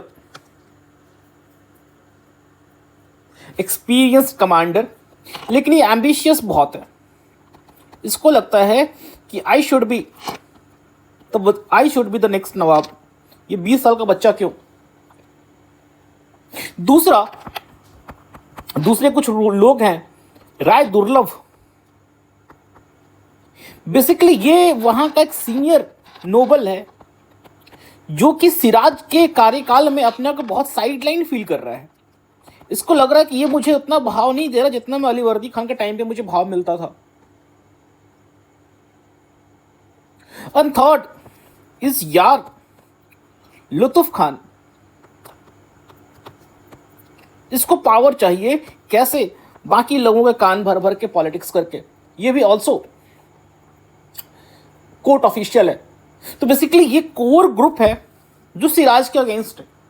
ये सिराजुद्दौला को गद्दी से हटाना चाहते हैं। You can see in fact image में ये लोग पीछे शैडो में दिख रहे होंगे आपको। They want to remove Sirajuddaulah from गद्दी। एंड ऑल्सो ये जो लड़का सिराजुद्दौला, इसका जो टेम्परामेंट है, ये काफी क्विक एक्शन लेने वाला है। एट द सेम टाइम चूंकि अली वर्दी खान का नाती है, ग्रैंडसन, पोता है नाती, सो इसके पास ये बचपन से गवर्नेंस वगैरह को देखते आया है कि कैसे इसके grandfather used to govern, so what kind of tactics policy इसको लेना चाहिए। और ये जानता है सोवरेन का पावर क्या होता है। आप मेरे लैंड पे बिना मेरे परमिशन के कुछ नहीं कर सकते हैं। सो बेसिकली इसका टेम्परामेंट का इशू है। अदरवाइज इसके पास ब्रेवरी, लड़ने की क्षमता जो इसके अपने ग्रैंडफादर से मिली है, और रूलिंग स्टाइल भी इसको मिला हुआ है। और इसी पॉलिटिकल बैकग्राउंड में जो एंग्लो फ्रेंच स्ट्रगल है, वो एंग्लो फ्रेंच बंगाल के ही धरती पे दस्तक देता है। जो एंग्लो फ्रेंच स्ट्रगल थोड़ी देर पहले अपन देख रहे थे कि वैश्विक पटल पे एंग्लो और फ्रेंच स्ट्रगल सभी जगह ये फैल रहा है, तो same situation arise in Bengal also. So Bengal में एक्चुअली क्या हुआ था, इन बंगाल चंदेर नगर में फैक्ट्री है फ्रेंच की, और फोर्ट विलियम है तुम्हारा ब्रिटिशर्स का कैलकाटा में। सो दोनों अपने फोर्ट्स को फोर्टिफाई कर रहे हैं, मतलब और मजबूत कर रहे हैं, ये सोच के कि हो सकता है कि यहां पे कोई अटैक आ जाए। मतलब ब्रिटिशर्स अटैक कर रहे हैं फ्रेंच पे, फ्रेंच अटैक कर रहे हैं ब्रिटिशर्स पे। So in this particular situation they started fortifying. So ये अपना जो कुछ फोर्टिफाई, मतलब किले को, फोर्ट विलियम को दुरुस्त किया जा रहा है, कैनन वैनन लगाने की व्यवस्था की जा रही है ऊपर से। इसमें अलग अलग जगह पे कैनन, तोप वगैरह को, आर्टिलरी वगैरह डिप्लॉय करने की व्यवस्था की जा रही है। सो ये अपने फोर्ट को मॉडिफाई कर रहे हैं। उधर चंदेर नगर जो फ्रेंच है वो भी अपने फोर्ट को दुरुस्त कर रहे हैं, जहां जहां लूप होल्स उसको बंद कर रहे हैं। सो ये जब बात पता चलती है सिराजुद्दौला को, तो उसको लगता है कि यार बिना मेरे परमिशन के आप मेरे टेरिटरी में कैसे अपना फोर्ट वगैरह को आप फोर्टिफाई कर सकते हैं, बिना मेरे परमिशन के अपने किलाबंदी कैसे कर सकते हैं? आपको पहले मेरे से परमिशन लेनी चाहिए थी। And he was very right कि किसी भी सोवरेन की टेरिटरी में आप फोर्टिफिकेशन कर रहे हैं, किलाबंदी कर रहे हैं, तो इस सोवरेन की अथॉरिटी को, संप्रभु की अथॉरिटी को आप चैलेंज कर रहे हैं। You need to take permission from him. So Sirajuddaulah is very very right इसको इस बात को एजॉर्ट करने में कि तुम एक ट्रेडर हो, तुम ट्रेडर के ही औकात में रहो। तो सिराजुद्दौला को यह लगा कि तुमने मेरी मालिकाना हक, जो मेरा सोवरेनिटी, तुम इसको चैलेंज किया है। सो फ्रेंच यहां पे बहुत डिप्लोमेटिकली खेल के उन्होंने उसके साथ अपनी कम्युनिकेशन बनाए रखा। लेकिन ब्रिटिश काफी एरोगेंट, अपने को महसूस कर रहा है। उसमें एक कारण ये भी हो सकता है कि जो एरकाट में इनकी जीत हुई है नीचे कार्नाटिक में, सेकेंड वार ऑफ कार्नाटिक, इससे इनका जो कॉन्फिडेंस है काफी हाई हो चुका है। इनको लग रहा है कि यार वी कैन डिफीट एनीवन। सो ये काफी एरोगेंटली बिहेव कर रहे हैं। And French east India company थोड़ा सा कॉर्डियल रिलेशन, डिप्लोमेटिक रिलेशन बना के अपना काम चला रही है। ये भी रिफ्यूज भी बंद नहीं किए, बट ये मैनेज कर रहे हैं। सो सिराज को ये बात एकदम से अखड़ गया। सिराज ने बोला कि यार इस चीज को हमें खत्म करना पड़ेगा। हम अपने टेरिटरी में, बंगाल की टेरिटरी में, हम ऑटोनॉमस, हम छोटे छोटे पॉकेट्स, यूरोपियन पॉकेट्स को क्रिएट नहीं होने दे सकते हैं। इसके इसके सो इसके जो परिणाम होंगे, इसके परिणाम बहुत दूर होंगे। सो सिराज ने बोला trader can not become a sovereign, मैं सोवरेन पॉकेट्स अपने टेरिटरी में क्रिएट नहीं होने दूंगा। और उसने बोला अभी कैलकाटा फैक्ट्री पे अटैक करेंगे।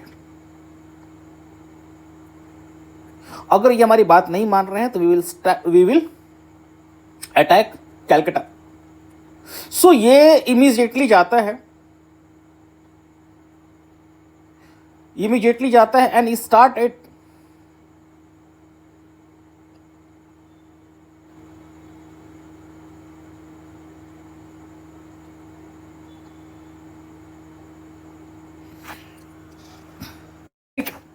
सो सिराज क्या करता है as a challenge, June 1756 he attack Kasim Bazar में एक फैक्ट्री होती है, कासिम बाजार के फैक्ट्री को इमीडिएटली वो अटैक करता है ब्रिटिशर्स को सबक सिखाने के लिए। और बहुत आसानी से इसकी जीत हो जाती है क्योंकि फैक्ट्री में लोग प्रिपेयर्ड नहीं है वहां पे कि एक सूरज-ए-दौला का अटैक आने वाला है।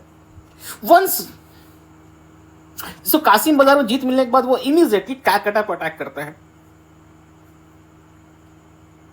और इनफैक्ट कासिम बाजार की स्टोरी बहुत जुड़ी हुई है कि कासिम बाजार में उस समय एक वर्कर है, राइटर वारेन हेस्टिंग, इसको भी कैप्चर कर लेता है। यही वारेन हेस्टिंग आपको जाके आगे जाके इंडिया का first governor general of Bengal बनेगा।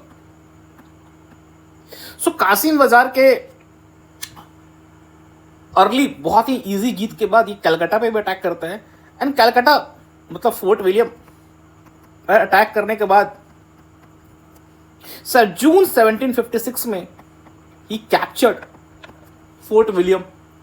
और फोर्ट विलियम कैप्चर करने के बाद जो पूरा कलकत्ता वाला इलाका है, उस समय Calcutta was not this much grown, क्योंकि अभी तो 1696 वाले पीरियड में जॉब चार्नक ने उसको लेके वहां पे बनाना स्टार्ट किया है। सो स्टिल ये कलकत्ता पूरा डेवलप नहीं हुआ है। तो उस पूरे इलाकों को कैप्चर करता है, फोर्ट विलियम कैप्चर कर लेता है और कलकत्ता को रीनेम करता है अलीनगर। सो अलीनगर क्यों? अली फॉर अलीवर्दी खान। सो अलीवर्दी खान को ट्रिब्यूट देने के लिए ही रीनेम्ड इज अलीनगर। और बोला कि पूर्ण रूप से जो फोर्ट विलियम जो कलकत्ता वाला जोन है ये हमारे इस पे कंट्रोल में है। और इसने यहां पे अपने मिलिट्री पोस्ट वगैरह सब बना दिए। और इसका डायरेक्ट इंपैक्ट ये पड़ा कि Britishers feel very challenged, humiliated. And इसके साथ ही there is one more interesting story कि जब जून 1756 में यह घटना हो रही होती है, व्हेन ही अटैक कैलकाटा, सो एक घटना है, वेरी इनफेमस घटना, ब्लैक होल ट्रेजेडी। अब इसके बारे में कुछ लोगों को इस घटना के बारे में कहना है कि ब्रिटिशर्स की मनगढ़ंत कहानी है, इसमें सच्चाई नहीं है। कुछ ब्रिटिश हिस्टोरियन का मानना है कि नहीं, ये सच्चाई है। सो पहले जो एक्चुअल स्टोरी है जो ब्रिटिशर्स ने पब्लिश किया, लेट्स सी फर्स्ट दैट। सो एक वहां पे सीनियर कंपनी ऑफिशियल है जो उस घटना में वहां पे फैक्ट्री में जब जिस दिन अटैक होता है उस दिन रात में वहीं पे लोगों को कैद किया जाता है। तो बोलता है कि बहुत सारे लोग कैद के मैं बच गया। और वो कहानी सुनाता है कि 146 ब्रिटिश प्रिजनर्स को सिराजुद्दौला ने क्या किया, एक 18 गुने 14 फीट कमरे में, 18 फीट लंबा 14 फीट चौड़ा कमरे में बंद करके रात में छोड़ दिया। उस रूम में सिर्फ 2 ही स्मॉल विंडो थे, बहुत स्मॉल विंडो। और finally out of 146 123 died in the morning. Only सिर्फ 23 बचे, क्योंकि जून का महीना बंगाल वाले रीजन में काफी ह्यूमिडिटी और गर्मी वाला होता है, तो उमस और गर्मी सफोकेशन में रहने के कारण बहुत छोटा कमरा था। सो 123 डाइड। और ये कहानी 1758 में लंदन में पब्लिश होती है हॉवेल के बेसिस पे। Howell, the name of the person is the John Zephaniah Howell. ये भी प्रिजनर होता है। तो उसकी कहानी पब्लिश होती है। इसकी कहानी पब्लिश होने के बाद काफ़ी एंटी नवाब सेंटिमेंट यूरोप में जग जाता है, नहीं खास करके इंग्लैंड में। और ये बात फायदा लगती है कि यार इतने ब्रिटिशर्स की इतनी निर्ममता के साथ हत्या कर दी गई है, तो इनको सबक सिखाना चाहिए इंडियंस को। स्पेशली नवाब को। एंड वहीं पे कुछ इंडियन हिस्टोरियंस हैं, वो चैलेंज करते हैं इस सिचुएशन को, कि बोलते हैं कि फर्स्ट, किसी भी इंडियन अकाउंट, नवाब के अकाउंट, कहीं भी कोई भी इंडियन हिस्टोरियंस में इस चीज का अकाउंट, इस घटना का जिक्र नहीं मिला है। दूसरा, इतने छोटे कमरे में 146 लोगों को रख पाना न्यूमेरिकली नहीं संभव है। तीसरा, टाइमिंग, बोलता है कि इस घटना के 2 साल बाद इस कहानी को पब्लिश करने का क्या मतलब है? क्या आप बैटल ऑफ प्लासी में आपने जो निर्ममता दिखाई उसको ढकने की कोशिश की जा रही थी? सो दिस इज व्हाट ये इंडियन हिस्टोरियंस इस स्टोरी काउंटर करते हैं। लेकिन ब्लैक होल ट्रेजेडी की जो कहानी है, वो कहानी जुड़ी हुई है 20 जून 1756 को, जब कलकत्ता को सीज किया गया था। जिस रात में कलकत्ता पे अटैक हुआ था, बहुत इजीली फोर्ट विलियम को कैप्चर कर लिया गया था। उसमें जो ब्रिटिशर्स थे वहां पे, उनको एक छोटे से कमरे में डाला गया और वहां पे ये इतने people died. So that is called black hole tragedy. ठीक है, इसमें इसकी सच्चाई कितनी है, so that is controversy, but we should know कि ब्लैक होल ट्रेजेडी किस टाइम पीरियड जुड़ा हुआ, किस घटना से जुड़ा हुआ है। उसके बाद आगे जाके ब्रिटिशर्स ने इस घटना का यूज करते जस्टिफिकेशन में, हमने बैटल ऑफ प्लासी में क्यों किया, क्या किया, क्योंकि बैटल ऑफ प्लासी में lot of deceptive method use किया गया था।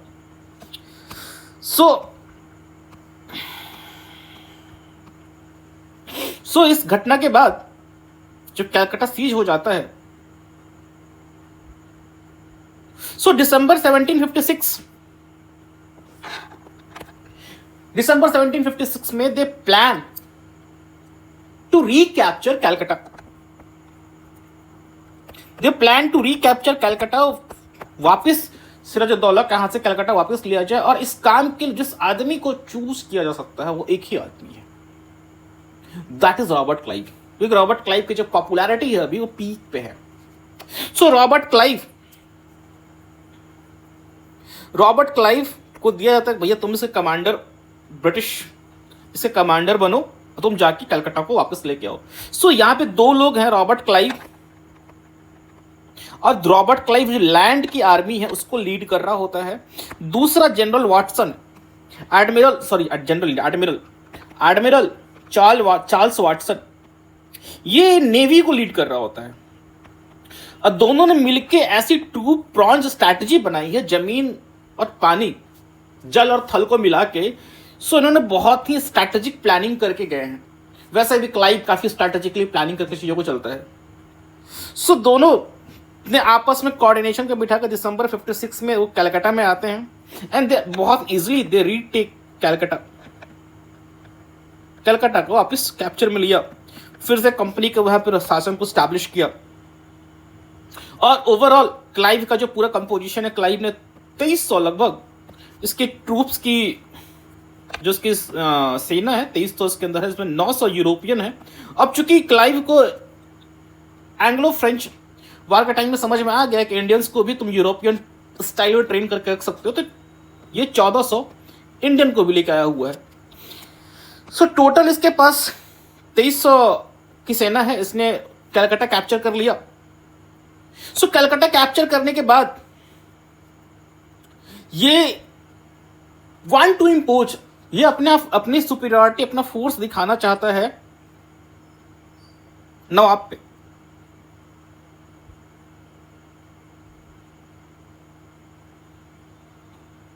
सो नवाब पे दिखाने के लिए पॉलिटिकली अग्रेसिव ये लोगों के बात तक पहुंचती है, और नवाब के ऊपर भी चारों तरफ से प्रेशर बनाया जाता है कि भाई तुम एक ट्रीटी तुम साइन कर लो, क्यों अंग्रेजों से पंगा लेना। क्लाइव के बारे में वैसे भी कलकत्ता उसने कैप्चर कर लिया, तुम ट्रीटी साइन कर लो।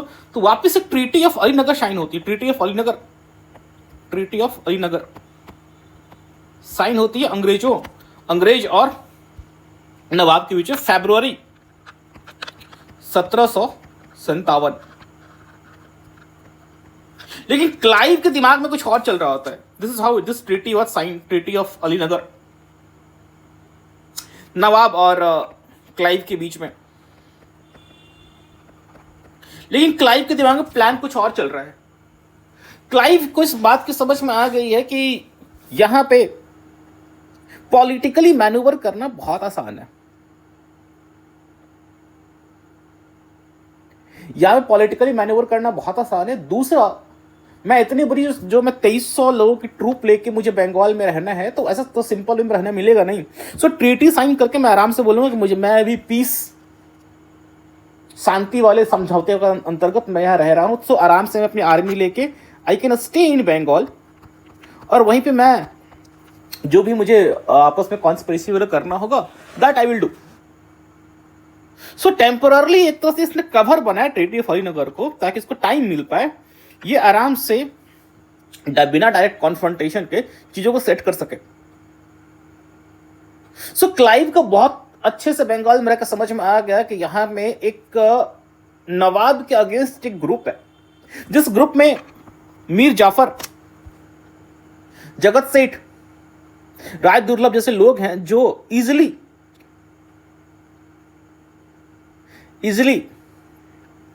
इनको अपने तरफ मिला के हम इसको हटा सकते हैं। सो एक डील शुरू हुई। उस डील में एक और बंदे का नाम है ओमीचंद। ओमीचंद क्या है? ओमीचंद एक वेल नेटवर्क्ड पर्सन है, इसके नेटवर्किंग बड़ा स्ट्रांग है, सभी लोगों से इसका नेटवर्क बड़ा स्ट्रांग है। प्लस ये डीलर काम करता है, ब्रोकर काम करता है, डील विल क्रैक कराना। सो ओमीचंद और एक और बंदा एजेंट विलियम वाट्स, ये मिलके डीलिंग स्टार्ट होती है। ये डीलिंग स्टार्ट होती है दोनों के बीच में। विलियम वाट्स और Omichand as a broker deal start कराते हैं मीर जाफर और रॉबर्ट क्लाइव के बीच में। सो फाइनली ये डील स्टैब्लिश होता है कि अगर हम अटैक करेंगे, तुम नवाब यानी कि सिराजुद्दौला का साथ मत देना। अगर हम ब्रिटिशर्स जीत जाएंगे तो हम तुमको नवाब बना देंगे, बदले में तुम मुझे 2 करोड़ रुपए भी दोगे, और बाकी जो ट्रेड व्रेड का राइट्स चाहेंगे वो मिल जाएगा, बट हम तुमको नवाब बनाएंगे। So finally he agreed.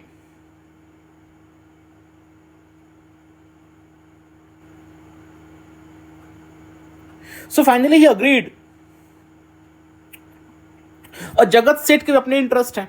Jagat Singh उसमें सबके बहुत ही धनी आदमी है, बहुत बड़ा बैंकर है।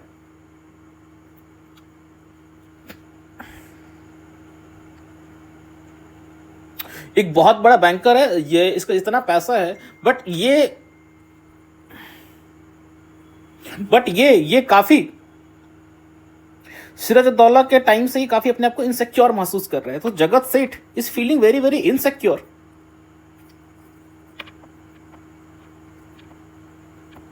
जगत सेठ अपने आप को काफी असुरक्षित महसूस कर रहा है सिराजुद्दौला कार्यकाल में, और इसके पास पैसा बहुत है, तो ये भी चाह रहा है कि ये हट जाए।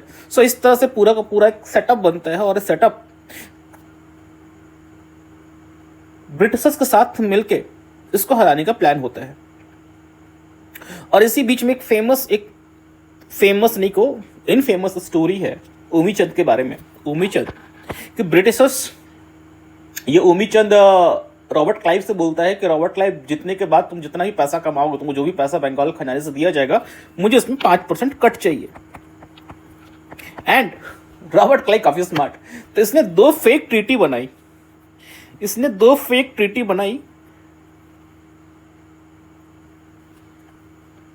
और एक ट्रीटी में इसने लिखा कि ओमीचंद को जितने 5% दिया जाएगा। एक ट्रीटी इसने ओरिजिनल बनाई, ओरिजिनल वाली ट्रीटी भी इसने खुद साइन किया, जिसमें लिखा हो कि ओमीचंद को कुछ नहीं मिलेगा। अब फेक ट्रीटी बना के इस पे फेक साइन कर दिया। सो बैटल ऑफ प्लासी जीतने के बाद ओमीचंद आता है, तो उन्हें बोलता है कौन सा ट्रीटी है, ट्रीटी तो फर्जी है। सो ये भी काफी फेमस स्टोरी है रॉबर्ट क्लाइव की। रॉबर्ट क्लाइव साम दाम दंड भेद में ज्यादा बिलीव रखता है। He is a very deceptive cunning type of person. So finally वो दिन भी आ गया, and the battle of Plassey started 23 जून 1757, यानी कि कलकत्ता ट्रेजेडी के ठीक 1 साल बाद 20 जून 1756 को कलकत्ता हैपेंड। 23 जून 1757 को बैटल ऑफ प्लासी बेसिकली, ये इंग्लिश में प्लासी बोलना शुरू करते, बेसिकली पलाशी है। पलासी एक स्मॉल विलेज है नियर भागीरथी रिवर के पास में, कलकत्ता से 150 किलोमीटर उत्तर 150 किलोमीटर नॉर्थ।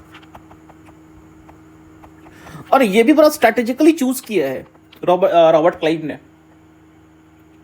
कि इसको पता है कि अगर यहां पे डिफेंस करना और जो तुम्हारे धोखे देने वाले लोग हैं उनसे कोऑर्डिनेट करना बड़ा आसान होगा। सो तो यहाँ पे नवाब सिराजुद्दौला 50,000 की आर्मी लेके पहुंचता है, 50 तोप, हाथी गोला सब है इसके पास में। और इसके जो कमांडर है मीर जाफर, राय दुर्लभ, यार लुत्फ खान, और एक मोहन लाल है, इसका काफी लॉयलिस्ट है नवाब का। और रॉबर्ट क्लाइव के पास सिर्फ 3,000 की आर्मी है। और 3,000 की आर्मी में भी 2100 इंडियन है, 900 यूरोपियन है और 10 ही फील्ड गन है। लेकिन इसके पास एडवांटेज है कि इसका सारे ये आर्मी मिलिट्री यूरोपियन स्टाइल में ट्रेंड है। दूसरी सबसे बड़ी घटना इसके साथ है कि इसके पास सारा स्ट्रैटेजिक एडवांटेज, इसने अपने कैनन गन वगैरह सब तैयार करके रखा हुआ है। तो इनका पूरा यूनिफाइड कमांड है, सबको एक कमांड फॉलो करना। इसके साथ 50,000 की आर्मी होने के बावजूद भी इसमें कमांड बटा हुआ है। मीर जाफर सहयोग करेगा ही नहीं। सो मीर जाफर अपनी 20,000 की आर्मी लेके साइड में बैठा रहता है। लुत्फ खान भी वही काम करने वाला है। और इसके साथ साथ जो एक और बड़ी घटना हो जाती है, उस दिन बारिश के कारण, बारिश अगर नहीं हुई होती तो शायद सिराजुद्दौला जीत सकता था। एक्चुअली में उस दिन हुआ क्या कि कैनन के लिए जो बारूद वगैरह थे, गोले वगैरह, सिराजुद्दौला के आर्मी ने उसको खुले में रखा हुआ था। और उस दिन हो गई बारिश। बारिश होने के बाद दोपहर में तो सारा गोला भीग गया। अब ये गोला भीग तो गोला फायर ही नहीं हुआ। और ये कले हुआ तेज। क्लाइव का बड़ा दिमाग का शातिर आदमी, जानता था कि बारिश वारिश हो गया, वैसे भी गर्मी का महीना है, बारिश हो गया तो ये क्या करे, ये पूरा ढकने के लिए पॉलिथीन वगैरह का जुगाड़ करके आया था, तिरपाल जो अपन बोलते हैं अभी। सो जैसे ही बारिश खत्म हुई, दनादन गोला दागना शुरू कर दिया। और बाकी तो आर्मी, बाकी 20-25 हज़ार तो आर्मी ऐसे ही खड़ी थी। और जब गोला दागना शुरू हो गया तो भागम भाग शुरू। सबको समझ में आ गया कि जीत नहीं सकते हैं यहाँ पे। So finally they started running. और डायरेक्ट फायर आगे से जब अटैक करना शुरू हुआ तोप का गोला, सो दे स्टार्टेड रनिंग। सिराज को समझ में आ गया कि इसके साथ धोखा हो गया है। वो फटाफट वहां से भागा, घोड़े पे बैठ के भागा। और उसके बाद ही रीच्ड मुर्शिदाबाद कैपिटल। और मुर्शिदाबाद से बिल्कुल भेष बदल के आम नागरिक की तरह अपना फैमिली को लेके वो राजमहल वाले क्षेत्र में गया। और राजमहल वाले क्षेत्र में वो एक वहां के लोकल जमींदार घर में रुका हुआ था। लोकल जमींदार ने उसके साथ गद्दारी की, उसने इन्फॉर्म कर दिया मीर जाफर को। सो मीर जाफर ने उसको कैप्चर करवा के, और मीर जाफर कैप्चर करवा के तो मीर जाफर का बेटा, मीर जाफर कहने पे मीरान ने उसको कैप्चर किया। और मीरान के कहने पे सिराजुद्दौला को मार दिया गया। कुछ कहते हैं कि उसने जाके खुद से पीठ पे छुरा मारा, लेकिन मोस्टली अकाउंट कहते हैं उससे कहने पे सिराजुद्दौला की हत्या कर दी गई। सो एक यंग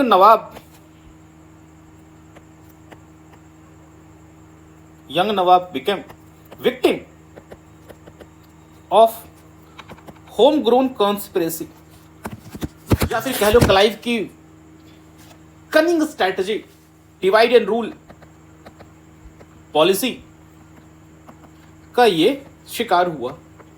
सो इस तरह से बैटल ऑफ प्लासी बहुत ही डिसाइसिव फेज रहा, जिसमें अंग्रेज को एक बहुत बड़ा स्ट्रैटेजिक एडवांटेज मिल गया कि बंगाल जो बहुत अपने आप में अभेद्य था, वहां पे जीतना संभव नहीं था, बंगाल को जीत सकते। और उन्होंने वहां अपना पपेट, कठपुतली को बिठा दिया, मीर जाफर। सो बंगाल में अब क्या है कि इनके पास रिमोट कंट्रोल वाली सरकार है। इसको कामधेनु गाय की तरह दुहना शुरू कर दिए।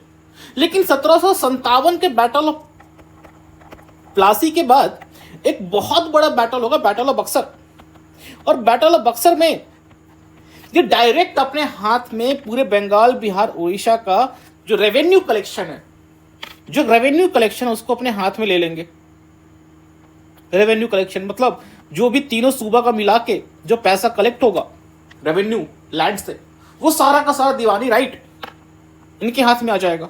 सो बैटल ऑफ बक्सर में इतनी बड़ी जीत क्यों मिलती है? दूसरा प्रश्न ये है कि आखिर 1757 में बैटल ऑफ प्लासी जब ये जीत ही चुके थे तो बैटल ऑफ बक्सर की नौबत क्यों आई? और इन दोनों युद्ध के बीच में एक बहुत ही मेजर इवेंट होता है, थर्ड बैटल ऑफ पानीपत। अगर थर्ड बैटल ऑफ पानीपत नहीं हुआ होता तो शायद बैटल ऑफ बक्सर में नहीं जीतते ये। बैटल ऑफ बक्सर इनका नाम नहीं होता, मराठा पावर जरूर इंटरवेन करते। सो मराठास का थर्ड बैटल ऑफ पानीपत में जानना बहुत जरूरी है इसी क्रम में कि आखिर ये इस घटना यहां पे क्यों हुई। सो गेटिंग बैक, एक बार फिर से दिल्ली के पॉलिटिक्स में चलते हैं। अभी तक हमने दक्षिण भारत की पॉलिटिक्स देखा, कर्नाटक वार, हमने पूर्वी बंगाल का पॉलिटिक्स देख लिया। सो अब यहां पे अगर तुम्हें समझना है कि थर्ड बैटल ऑफ पानीपत क्यों, तो दिल्ली को पॉलिटिक्स को समझना होगा। और नादिर शाह के टाइम से जो अटैक आने शुरू हुए, जो बैटल ऑफ कार्नाल 24 फरवरी 1739, उसका क्या इंपैक्ट पड़ा और मराठा समीकरण क्या है। सो यहाँ की दिल्ली की पॉलिटिक्स को समझना बहुत जरूरी है, तब समझ पाएंगे कि आखिर बैटल ऑफ पानीपत और बैटल ऑफ बक्सर के बीच में क्या कनेक्शन है। सो 1748 तक मोहम्मद शाह रंगीला वाज ऑन थ्रोन, और उसके बाद से मोस्टली जो पपेट कठपुतली वाले ही मुगल रूलर्स आ रहे हैं। सो कोई भी ऐसा रूलर नहीं है, कोई भी ऐसा रूलर नहीं है जिसके पास इतनी काबिलियत हो खुद से दिल्ली की सत्ता को रूल करे। सो 1748 से 1754 तक Ahmad Shah Bahadur was the empire.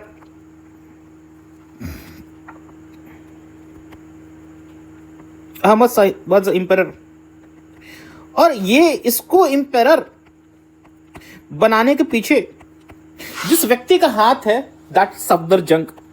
Safdar जंग, अब ये है कौन सफदर जंग? दिस इज द पर्सन जब 1922 में अवध की स्थापना, अवध को स्टैब्लिश करता है सादत खान। सो इस सादत खान का दामाद है, और सादत खान के बाद सफदर जंग ही अवध का अगला नवाब बनता है। और ये बहुत ही पॉलिटिकली स्मार्ट और चीज़ों को समीकरण बिठाने में बड़ा स्ट्रांग बंदा है। सो ये अवध के नवाब के साथ साथ ये दिल्ली में मुगल सल्तनत का वजीर भी अपने आप को बनवा लेता है। और ये मुगल सल्तनत के वजीर बनने के कारण ये अपना पपेट रूलर अहमद शाह को गद्दी पर बिठाए होता है। सो सफदर जंग का लिंक पकड़ो, अवध हमने देखा अवध 1722 में क्रिएट हुआ है, मतलब इंडिपेंडेंट सेमी इंडिपेंडेंट किंगडम की तरह रूल कर रहा है। उसका दामाद सादत खान का दामाद सफदर जंग बहुत ही पॉलिटिकली स्मार्ट बंदा, और ये क्या कर रहा है, ये दिल्ली के कंट्रोल में किए हुए हैं। इसके एम्बिशंस बहुत है और ये अपने आप को दिल्ली का वजीर बना लिया मुगल सल्तनत का। सो नाउ मूविंग फर्दर,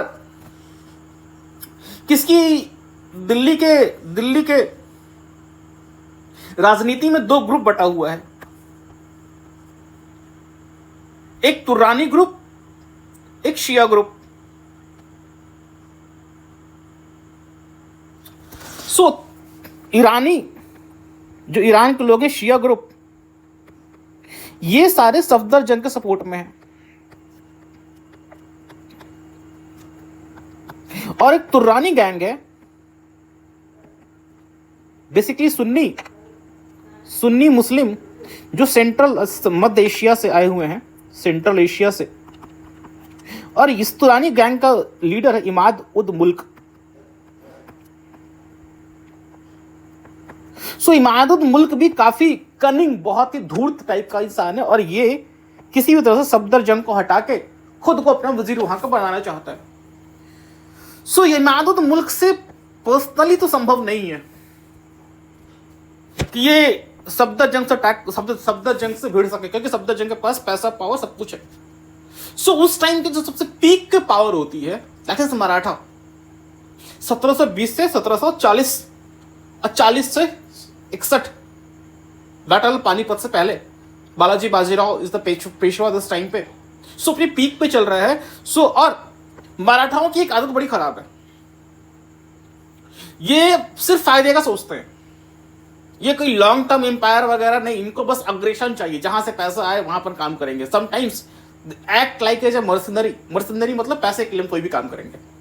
सो इमादत मुल्क ने इनके साथ एक अग्रीमेंट किया, समझौता किया कि तुम मेरे को इनको हटाने में हेल्प करो, सफदरजंग को, तुमको हम पैसा कौड़ी सब कुछ देंगे।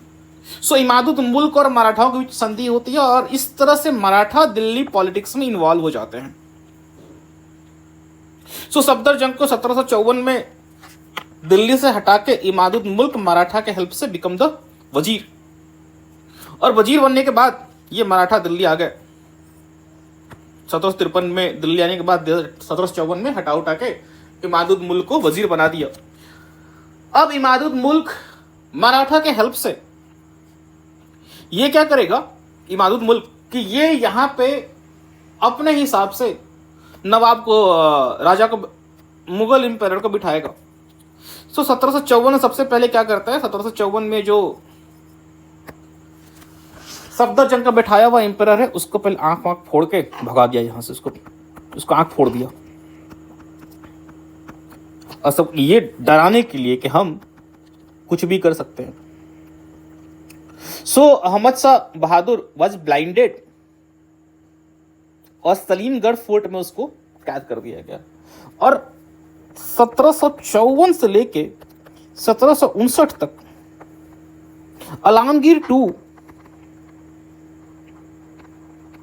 आलमगीर टू को ये गद्दी बिठाता है। अगेन आलमगीर टू भी बहुत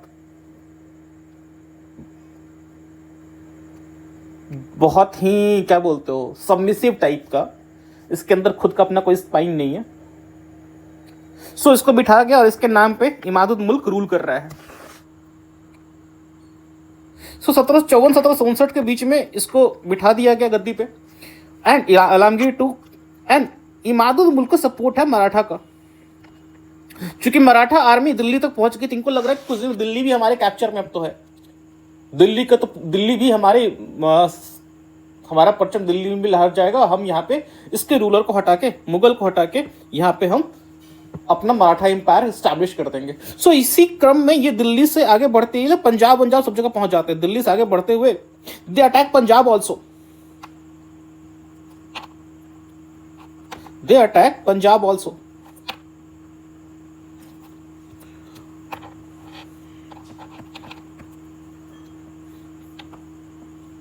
ये पंजाब वाला जोन। अब पंजाब के साथ में समस्या क्या है, पंजाब के साथ में प्रॉब्लम क्या है कि नादिर शाह का जो अटैक लगातार होने के बाद एक नादिर शाह का जनरल है अहमद शाह अब्दाली, अफगान का, कभी इसको दुरानी भी कहता है। सो ही कंटिन्यूसली यहां पे भारत में आता है रेड मारने के लिए, भारत में आता है, यहां पर रेड मार के चला जाता है।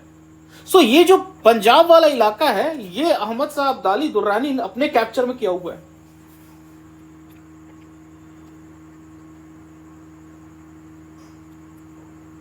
एंड 1758-59 के आसपास में जब मराठा का अपना एम्बिशन पीक पे पहुंच जाता है और दिल्ली में ये जब अच्छे से अपना स्ट्रॉन्ग होल्ड जमा लेते हैं, इमादत मुल्क इनके पूरे कंट्रोल में है, ये जो मुगल एम्पायर भी कंट्रोल में है, तो 1758-59 में दे कैप्चर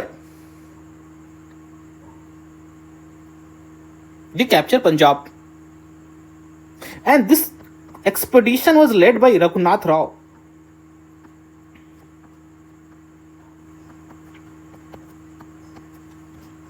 आगे चल के सिर्फ नाम याद रखना, आगे चल के रघुनाथ राव बहुत इंपॉर्टेंट रोल प्ले करेगा ब्रिटिशर्स को मराठा के साथ जोड़ने में और मराठा को हरवाने में। ये वो बंदा है जो आगे चल के बहुत इंपॉर्टेंट रोल प्ले करने वाला है मराठा का पोजीशन को घटाने में। सो 1758-59 में दे कैप्चर्ड, अफगान गवर्नर हटा दिए, लाहौर, मुल्तान, पेशावर, अटॉक सारा कैप्चर कर लिया, और वहां पे अपना अदीना बेग खान है वहां का लोकल गवर्नर, उसको बिठा के लोग वहां से चले आते हैं। अब दिल्ली को उन्होंने मराठा प्रोटेक्शन में बता ही दिया कि दिल्ली अब तो कंप्लीटली मराठा प्रोटेक्शन में है, और ये बात पता चलती है अहमद शाह अब्दाली को। सो अहमद शाह अब्दाली 1759-60 में ही केम बैक, ये वापस आता है अपने एरिया को कैप्चर करने के लिए, प्लस इसको वापस रेड मारना है दिल्ली में, फिर यहां से पैसा वैसा लूट लूट के ले जाएगा। सो यहां पे इसको पता है कि इसको दिल्ली जाएंगे, दिल्ली में हमें मराठा से लड़ना पड़ेगा। सो व्हाट ही डिड, इसने पहले अच्छे से सारी संधि वंधि बिठा ली, इसने अपने अलायंस वगैरह सेट कर दिया। सबसे पहला he did alliance with Rohilla chief. Rohilla chief मतलब ये एक तरह से भक्त आदमी है अहमद साहब अब्दाली का, इसका नाम है नजीबुद्दौला, और ये बड़ा इंपॉर्टेंट रोल प्ले करता है दिल्ली पॉलिटिक्स में अहमद साहब अब्दाली के जाने के बाद, थर्ड बैटल ऑफ पानीपत। दूसरा जो नवाब ऑफ अवध, सफदर जंग को तो भाग गया, मर उड़ गया, उसके बाद नवाब ऑफ अवध बना सुजाउद्दौला। सुजाउद्दौला बोला कि यार अपने को दिल्ली उल्ली तो नहीं मिलने वाली है, अवधि बचा लो। तो ये भी प्रेशर में आके, इसको भी काफी लोगों ने प्रेशराइज किया और समझाया, तो ये भी अहमद साहब अब्दाली की तरफ हो गया। और ये जो वजीर है, सॉरी ये जो किंग आलमगीर टू, इसका बेटा शाह आलम टू, ये भी अहमद साहब अब्दाली की तरफ हो गया। सो ये पूरा फॉर्मेशन क्लियर हो गया।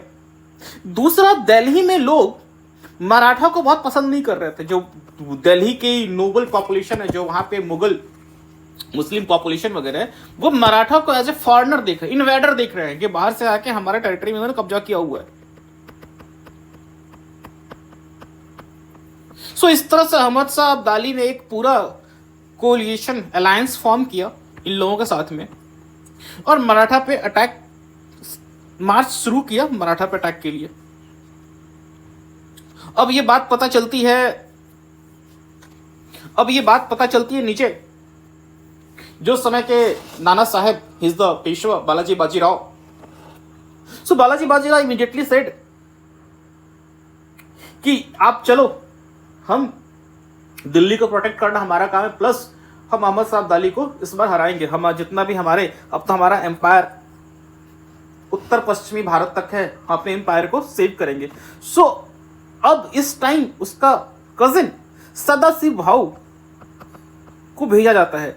बात यह होती है कि बाजीराव, ये रघुनाथ राव को भेजा जाए, बिकॉज वो एक बार पहले भी वहां पे एक्सपेडिशन के लिए जा चुका है। तो वहां पे कुछ लोग सलाह देते कि नहीं, सदाशिव भाऊ को भेजते हैं, because he is more brilliant. So Sadashiv Bhau को भेजा जाता है, प्लस जो पेशवा है उसका बेटा विश्वास राव, उसको ही भेजा गया। सो सबसे बड़ी समस्या क्या हुई इनके साथ में, कि इनका जो बैटल फील्ड है पानीपत, वो मराठा के कोर एरिया से काफी दूर है, मराठा के कोर एरिया से काफी दूर है। सो इस इतने दूर के बैटल फील्ड में जाकर लड़ाई करने का मतलब है कि दे नीड प्रॉपर सप्लाई। ये इनका एरिया, और ये बैटल हो रहा है बिल्कुल भारत के उत्तर पश्चिमी भाग में। सो प्रॉपर इनको सप्लाई जोन चाहिए यहां से। दूसरा, जितने भी लोकल रूलर्स हैं रास्ते में, इन सबके साथ इनका अच्छा कॉम्बिनेशन, अच्छी अंडरस्टैंडिंग होनी चाहिए। सो सदाशिव भाऊ यहां से मराठा के टेरिटरी से अपनी आर्मी लेके चलते हैं, एंड इट इज कहा जाता है कि इनकी आर्मी करीब 50 से 60 हजार आर्मी थी। एंड इनके आर्मी के साथ साथ 8,000 लोगों ट्रेंड गोला बारूद चलाने वाले लोग थे, under the leadership of Ibrahim Khan Gardi. और चूंकि दक्षिण भारत से प्योर उत्तर पश्चिमी भाग में जा रहा था, तो बहुत सारे सिविलियन पॉपुलेशन भी साथ में होली, मर्चेंट, कुछ लोग पिलग्रिमेज मतलब तीर्थ यात्रा करने के लिए। सो हैवी सिविलियन पॉपुलेशन भी साथ में होली, और ये लोग चले जा रहे हैं। और सबसे बड़ी गलती क्या हुई इन लोगों से, खास करके मराठा के सदाशिव भाऊ से, कि ये स्ट्रैटेजिक अलायंस नहीं बना सका। सो क्योंकि आप इस लोकेशन से होके जा रहे हो, तो you need support of Jat and Rajput तो राजपूत को तो खैर इसने अपने एरोगेंस में दरकिनार किया और जाट इनकी सहायता के लिए आए। सो जाट को इसने थोड़ा इंफीरियोरिटी के साथ ट्रीट किया। जाट के साथ ये सेम कमांड शेयर नहीं करना चाह रहा था कि हम और दोनों साथ में बराबरी में कैसे रहेंगे। तो फाइनली जाट भी इनके सपोर्ट से हट गए। दूसरा, अगर ये डिप्लोमेटिकली ट्राई करता अवध, चूंकि अवध भी इसके जोन में था, सो अवध भी इसको सपोर्ट कर सकता था, क्योंकि अवध बहुत दिन तक सुजाउद्दौला डिसीजन नहीं ले पा रहा था किस साइड जाए। सो डिप्लोमेटिक आउटरीच अगर करता, कूटनीतिक आउटरीच करता, शायद अवध भी इसके फेवर में आ जाता, बट अवध नहीं इसने नहीं किया। और ये अपना सप्लाई बेस को यहां कहीं नजदीक में सेटअप करना चाहिए था, क्योंकि इतनी बड़ी आर्मी लेके जा रहे हो तो यू कांट रिलाई। सो ये भी इनसे पॉसिबल नहीं। इनको पंजाब वाले जोन में सप्लाई बेस सेटअप करना चाहिए था, ताकि इनकी आर्मी को प्रॉपर खाना वगैरह मिलता रहे। सो ये सारी समस्या थी। और जाट रूलर जिसका मैं बात कर रहा था, that was Raja Surajmal of Bharatpur. वो सपोर्ट करने को तैयार थे, बट ये अपने एरोगेंस और कास्ट में हम ब्राह्मण हैं, सो ही एलियनेटेड। सो उसके बाद फाइनली ये पानीपत पहुंचे। जनवरी का महीना, काफी ठंड, शरद ठंड, खाने के बांधे पड़े हुए, सब लोग छोटे छोटे को मर रहे हैं। सो फाइनली ही डिसाइडेड कि यार ऐसे ही मरना है, so let's die while fighting war. So finally 14 January 1761 third battle of Panipat happened and Ahmad Sahab Abdali बहुत ही शार्प माइंडेड है। सो ये स्टार्टिंग में जब लड़ाई शुरू होती है मॉर्निंग में काफी मराठा काफी लीड लेते हैं, खासकर अब्राहिम गारदी वाला जो 8000 का ट्रूप है उसने काफी भयानक अटैक किया होता है और इसकी फोर्स, अफगान फोर्स पीछे पड़ जाती है। बट ये बड़ा स्ट्रेटेजिकली इब्राहिम अब्दाली देख रहा होता है कि आखिर ये लोग कैसे एक्शन लेते हैं, क्या करते हैं। और फिर इसके बाद जब ये लोग जोश में आके अपना जो क्या बोलते हैं उसको, आर्मी का जो कंस्ट्रक्शन है वो तोड़ देते हैं, ये लोग इनडिसिप्लिन हो जाते हैं, सब अलग अलग ग्रुप में बिखर जाते हैं, फिर इधर से काउंटर अटैक करते हैं and the entire Maratha army was butchered. Sadashiv Bhau बहुत जान प्राण से लड़ने का प्रयास कर रहा होता है, बट विश्वास राव जो उसका भतीजा है और पेशवा का बेटा है उसकी मौत हो जाती है। उसकी मौत देखने के बाद सदाशिव भाऊ का मोरल पूरा डाउन हो जाता है एंड उसके बाद दे लॉस्ट द बैटल। बाकी जो सपोर्टर्स थे सिंधिया वगैरह, दे ऑल फ्लेड, ये सब भाग गए। सब भाग के फिर बाकी बाद में मिलेंगे। सो इसके बाद एंटायर मराठा का जो प्रेस्टेज था कंप्लीटली शेकन। और अहमद साहब अब्दाली ने क्या किया, अहमद साहब अब्दाली दिल्ली में आके इसने अपने आप को घोषित किया कि मैं इस्लाम के रूल का प्रोटेक्टर हूं, मैं इस्लामिक रूल को बचाने आया हूं, मैं यहाँ पे अपना गद्दी नहीं चाह रहा, मैं यहाँ पे मराठा को भगा के, जो फॉरेनर्स हैं वहां को भगा के, मैं इस्लामिक रूल, मुगल रूल को प्रोटेक्ट करने के लिए आया हूं।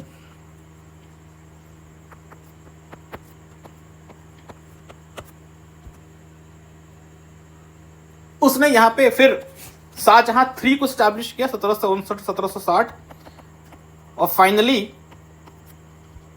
शाह गौहर, अली गौहर जो कि उसके साथ कोलिशन में था, शाह आलम 2, अली गौहर ही शाह आलम 2 हैं, Shah Alam 2, he became the emperor, नाम मात्र का एम्परर, ठीक है, कठपुतली एम्परर इसको बना के। सो 1761 में ये सारी घटनाएं चल रही हैं। मराठा जो सबसे स्ट्रॉन्ग पावर था बिकम द वीकेस्ट पावर, और अपने बेटे की मौत के गम में, भाई के मौत के गम में बालाजी बाजीराव डाइड 1761 में after third battle of Panipat. और यहीं से शुरू होती है मराठा के इंटरनल स्ट्रगल की कहानी। वो जो बाजीराव है, बाजीराव अब चाहता है कि बाजीराव मैं अगला पेशवा बनूं, अब बालाजी बाजीराव का बेटा चाहता था कि मैं अगला पेशवा बनूं। इस तरह से मराठा के आपस में इंटरनल पॉलिटिकल क्लैश के कारण मराठा शक्ति तो वैसे ही बैटल ऑफ पानीपत में ये विखंडित हो चुकी है और इंटरनल पॉलिटिक्स के कारण इसका और विघटन शुरू हो जाएगा।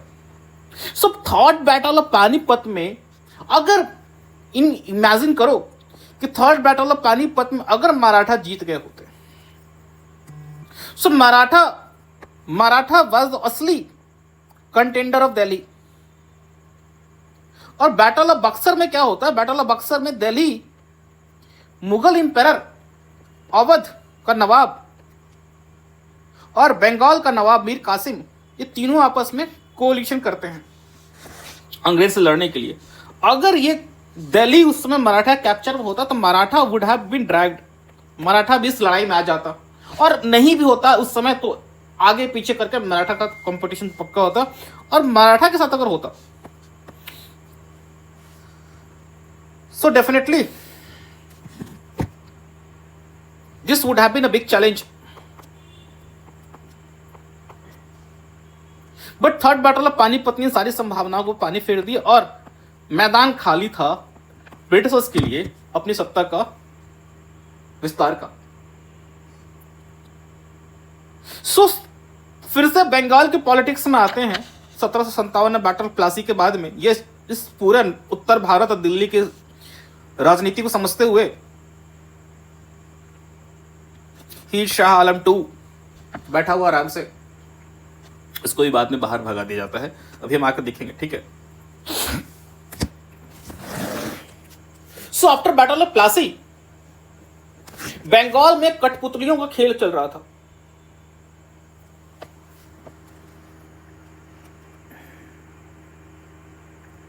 बंगाल में रॉबर्ट क्लाइव ये बस कामधेनु गाय की तरह पैसा दूर है, इसको खूब पैसा मिला, ठीक है।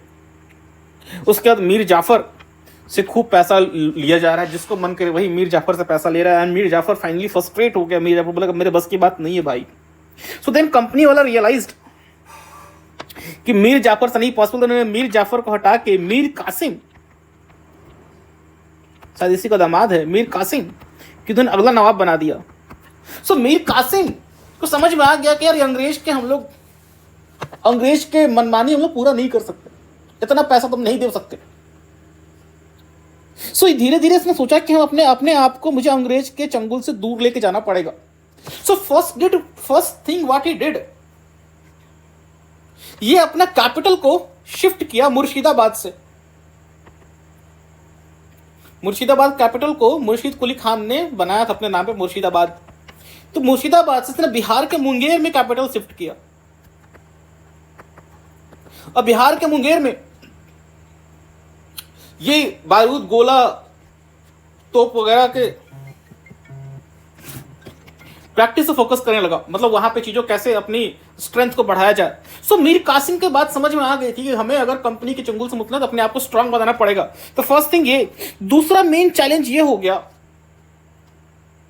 कि जो 1717 में फारूक सियार ने फरमान इशू किया था, उस फरमान में one thing become very important कि दस्तक का पावर दिया गया था। दस्तक का पावर देखा, दस्तक का पावर है क्या कि जो किसी भी फैक्ट्री का जो चीफ फैक्ट्री ऑपरेटर है, चीफ ऑफ फैक्ट्री है, वो चीफ ऑफ फैक्ट्री अगर किसी ब्रिटिश गुड्स के बॉक्स पे साथ में एक पेपर इशू कर देता है अपने सिग्नेचर और स्टैंप से, सील से, कि ब्रिटिश गुड्स है, तो उसको कोई भी कस्टम वगैरह कहीं चेकिंग नहीं होगी, उस पर कोई टैक्स, इंटरनल टैक्स नहीं देना होगा। सो ये दस्तक को पावर दिया गया था 1717 में।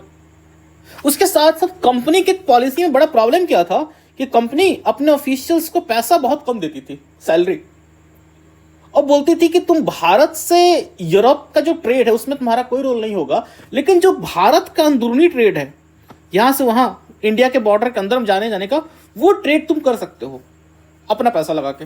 उसको ये लोग प्राइवेट ट्रेड बोलते थे, प्राइवेट ट्रेड। सो चूंकि ये जो दस्तक इशू हुआ था, ये दस्तक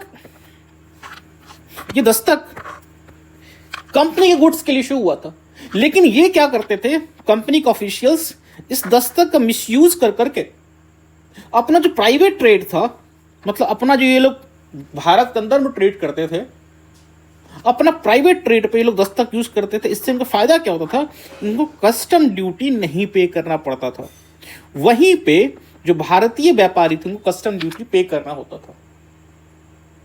सो वैसे में भारतीय व्यापारियों को एक डिसएडवांटेज का सामना करना पड़ता था कि इनको टैक्स देना पड़ रहा था। इनके लिए जो इनका जो खरीदारी कॉस्ट है वो ज्यादा पड़ता था in comparison to British traders, जो ब्रिटिश कंपनी का ऑफिशियल्स है। सो मीर कासिम ने दस्तक के दुरुपयोग को रोकने का बहुत प्रयास किया कि दस्तक का दुरुपयोग प्राइवेट ट्रेड के लिए नहीं हो, लेकिन उसमें नाकाम रहा। तो फाइनली इसने एक स्टैंड लिया, बोला कि यार ऑल टुगेदर मैं जितना भी हमारे यहाँ का प्राइवेट ट्रेड जो हमारे बंगाल में ट्रेड होता है उस सारे के सारे ट्रेड पे भारतीय हो कि विदेशी हो मैं कोई कस्टम ड्यूटी नहीं लूंगा। इससे फायदा ये हुआ कि जो भारतीय ट्रेडर थे उनको बेनिफिट मिला, वो भी अब सेम लेवल प्लेइंग फील्ड में हो गए। लेकिन जो अंग्रेज हैं उनको बड़ा दुख हुआ कि यार अपने को इस चीज का बड़ा बेनिफिट मिल रहा था क्योंकि हमें दस्तक का दुरुपयोग करके अपने ट्रेड को हम सस्ता कर रहे थे, हम चीजों को सस्ता बेच पा रहे थे और हम मुनाफा कमा पा रहे थे। सो दे डिडंट एक्सेप्ट दिस, कि ऐसा कैसे हो सकता है। सो यहीं से शुरू हो गई। मीर कासिम को समझ में आ गया कि Mir Qasim is not Mir Jafar type.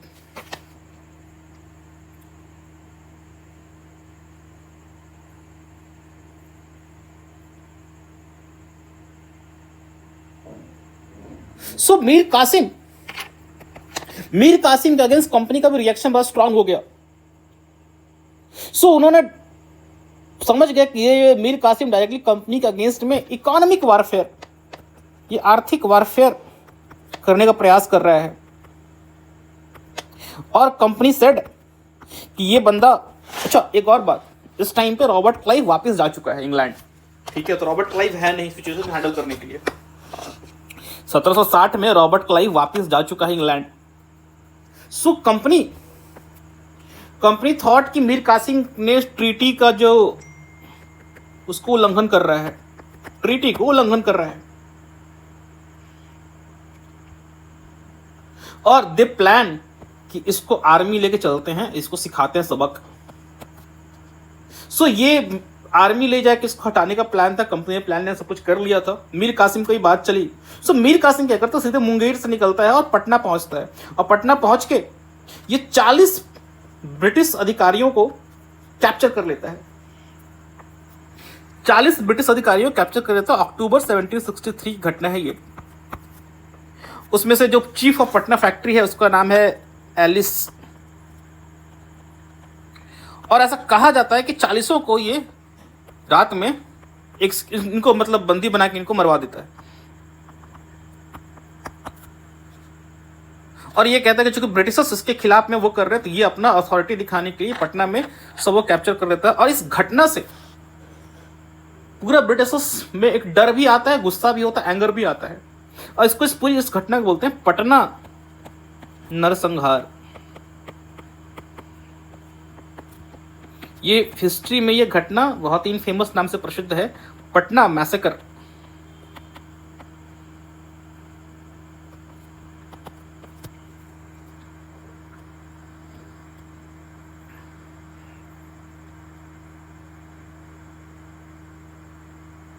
So finally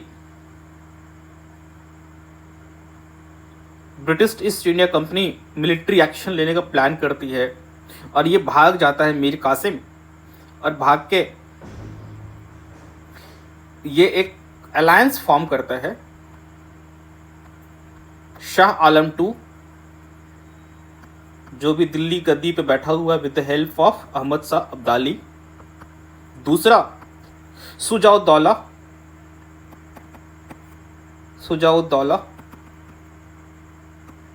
and third तो खुद ये है ही मीर कासिम। और ये तीनों मिलके कोशिश करते हैं कि ब्रिटिशर्स को हराएंगे। फाइनली द डे केम, ये तीनों मिलके अलायंस कर रहे हैं, आपस में संधि कर रहे हैं कैसे प्लान किया जाए, कैसे इनको हराया जाए। एंड फाइनली 23 जून 1757 को प्लासी, 23 अक्टूबर 64 को battle of Buxar. And again battle of Buxar में अंग्रेज की तरफ से leading was Hector Munro.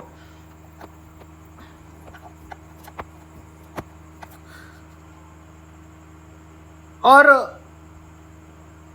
Initially जो इंडियन अलायंस है इसने बहुत अच्छा ऑफेंस अटैक शुरू किया अंग्रेजों के ऊपर,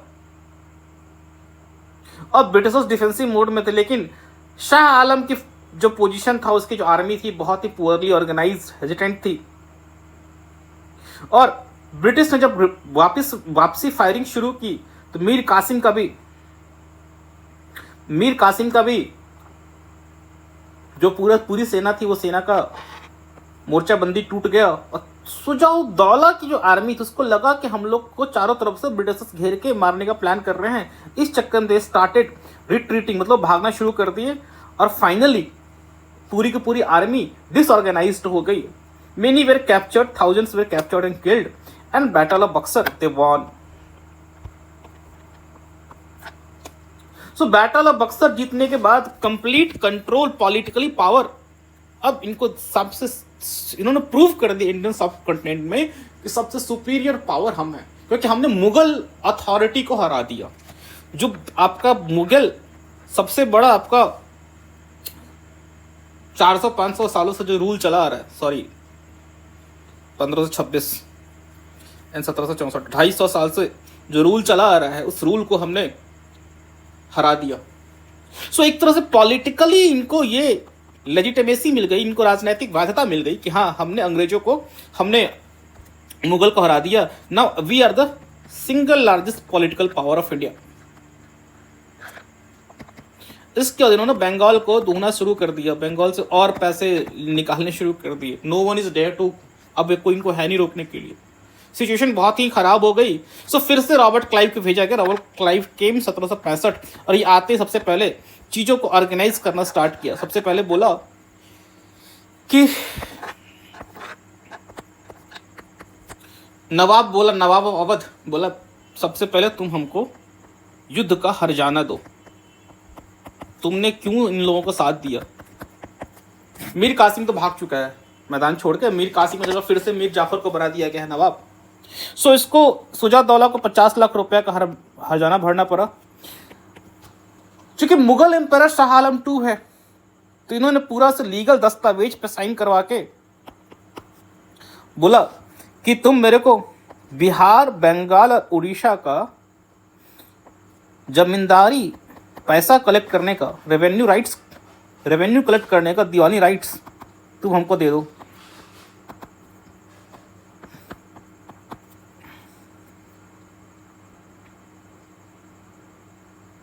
और कासिम तो भाग के जा ही चुका है। And this famous Deewani right वाला जो है, ये ट्रीटी ऑफ इलाहाबाद के नाम से जाना जाता है, क्योंकि ट्रीटी इलाहाबाद में हुई थी। और मुगल एम्पायर को पेंशनर बना दिया गया कि आपको हम पेंशन देंगे, और एक जगह एक कारा वहां पे इसको डाल दिया गया। सो आफ्टर बैटल ऑफ बक्सर जो सबसे मोस्ट इंपॉर्टेंट चीज हुई, इनको दीवानी राइट्स मिल गया। अब इनको डायरेक्ट पैसा कलेक्ट करने का अधिकार मिल गया। मतलब डायरेक्ट इनको पास जो वहां का रेवेन्यू, उस रेवेन्यू को खुद के पास रखने का इनको अधिकार मिल गया। And this was the main breakthrough. So battle of Plassey से battle of Buxar was more important, कि बैटल ऑफ बक्सर ने इनको बिगेस्ट पॉलिटिकल पावर ग्रुप में खड़ा कर दिया, प्लस इनको फाइनेंशियली, आर्थिक रूप से सक्षम बना दिया कि अपने एम्पायर को एक्सपैंड करें। And in this way battle of Buxar एक सिंगल स्ट्रोक में ब्रिटिशर्स को सबसे बड़ा पॉलिटिकल पावर बना के खड़ा कर दिया। 1765 से लेकर 1772 तक डुअल गवर्नमेंट चलता है। मतलब अभी भी ये लोग ब्रिटिशर्स रेवेन्यू राइट अपने हाथ पर रखते हैं पैसा कलेक्ट करने का, लेकिन जो एडमिनिस्ट्रेशन है, रूल एंड लॉ वगैरह, ये नहीं चाहते जिम्मेदारी लेना। तो रॉबर्ट क्लाइव नहीं चाहता था इस डायरेक्ट एडमिनिस्ट्रेशन पढ़ना, तो सर डुअल गवर्नमेंट चलता है। लेकिन फाइनली ये डुअल गवर्नमेंट इंड होता है, 1772 से डायरेक्ट ब्रिटिश रूल स्टार्ट होता है। So that we will take up in the next class. Hope you like the class. एक बार सारा क्रोनो को लिख के हाथ से समझ लेना, स्टोरी के दिमाग में उठाने की कोशिश करना। So let's wind up for this class. Thank you.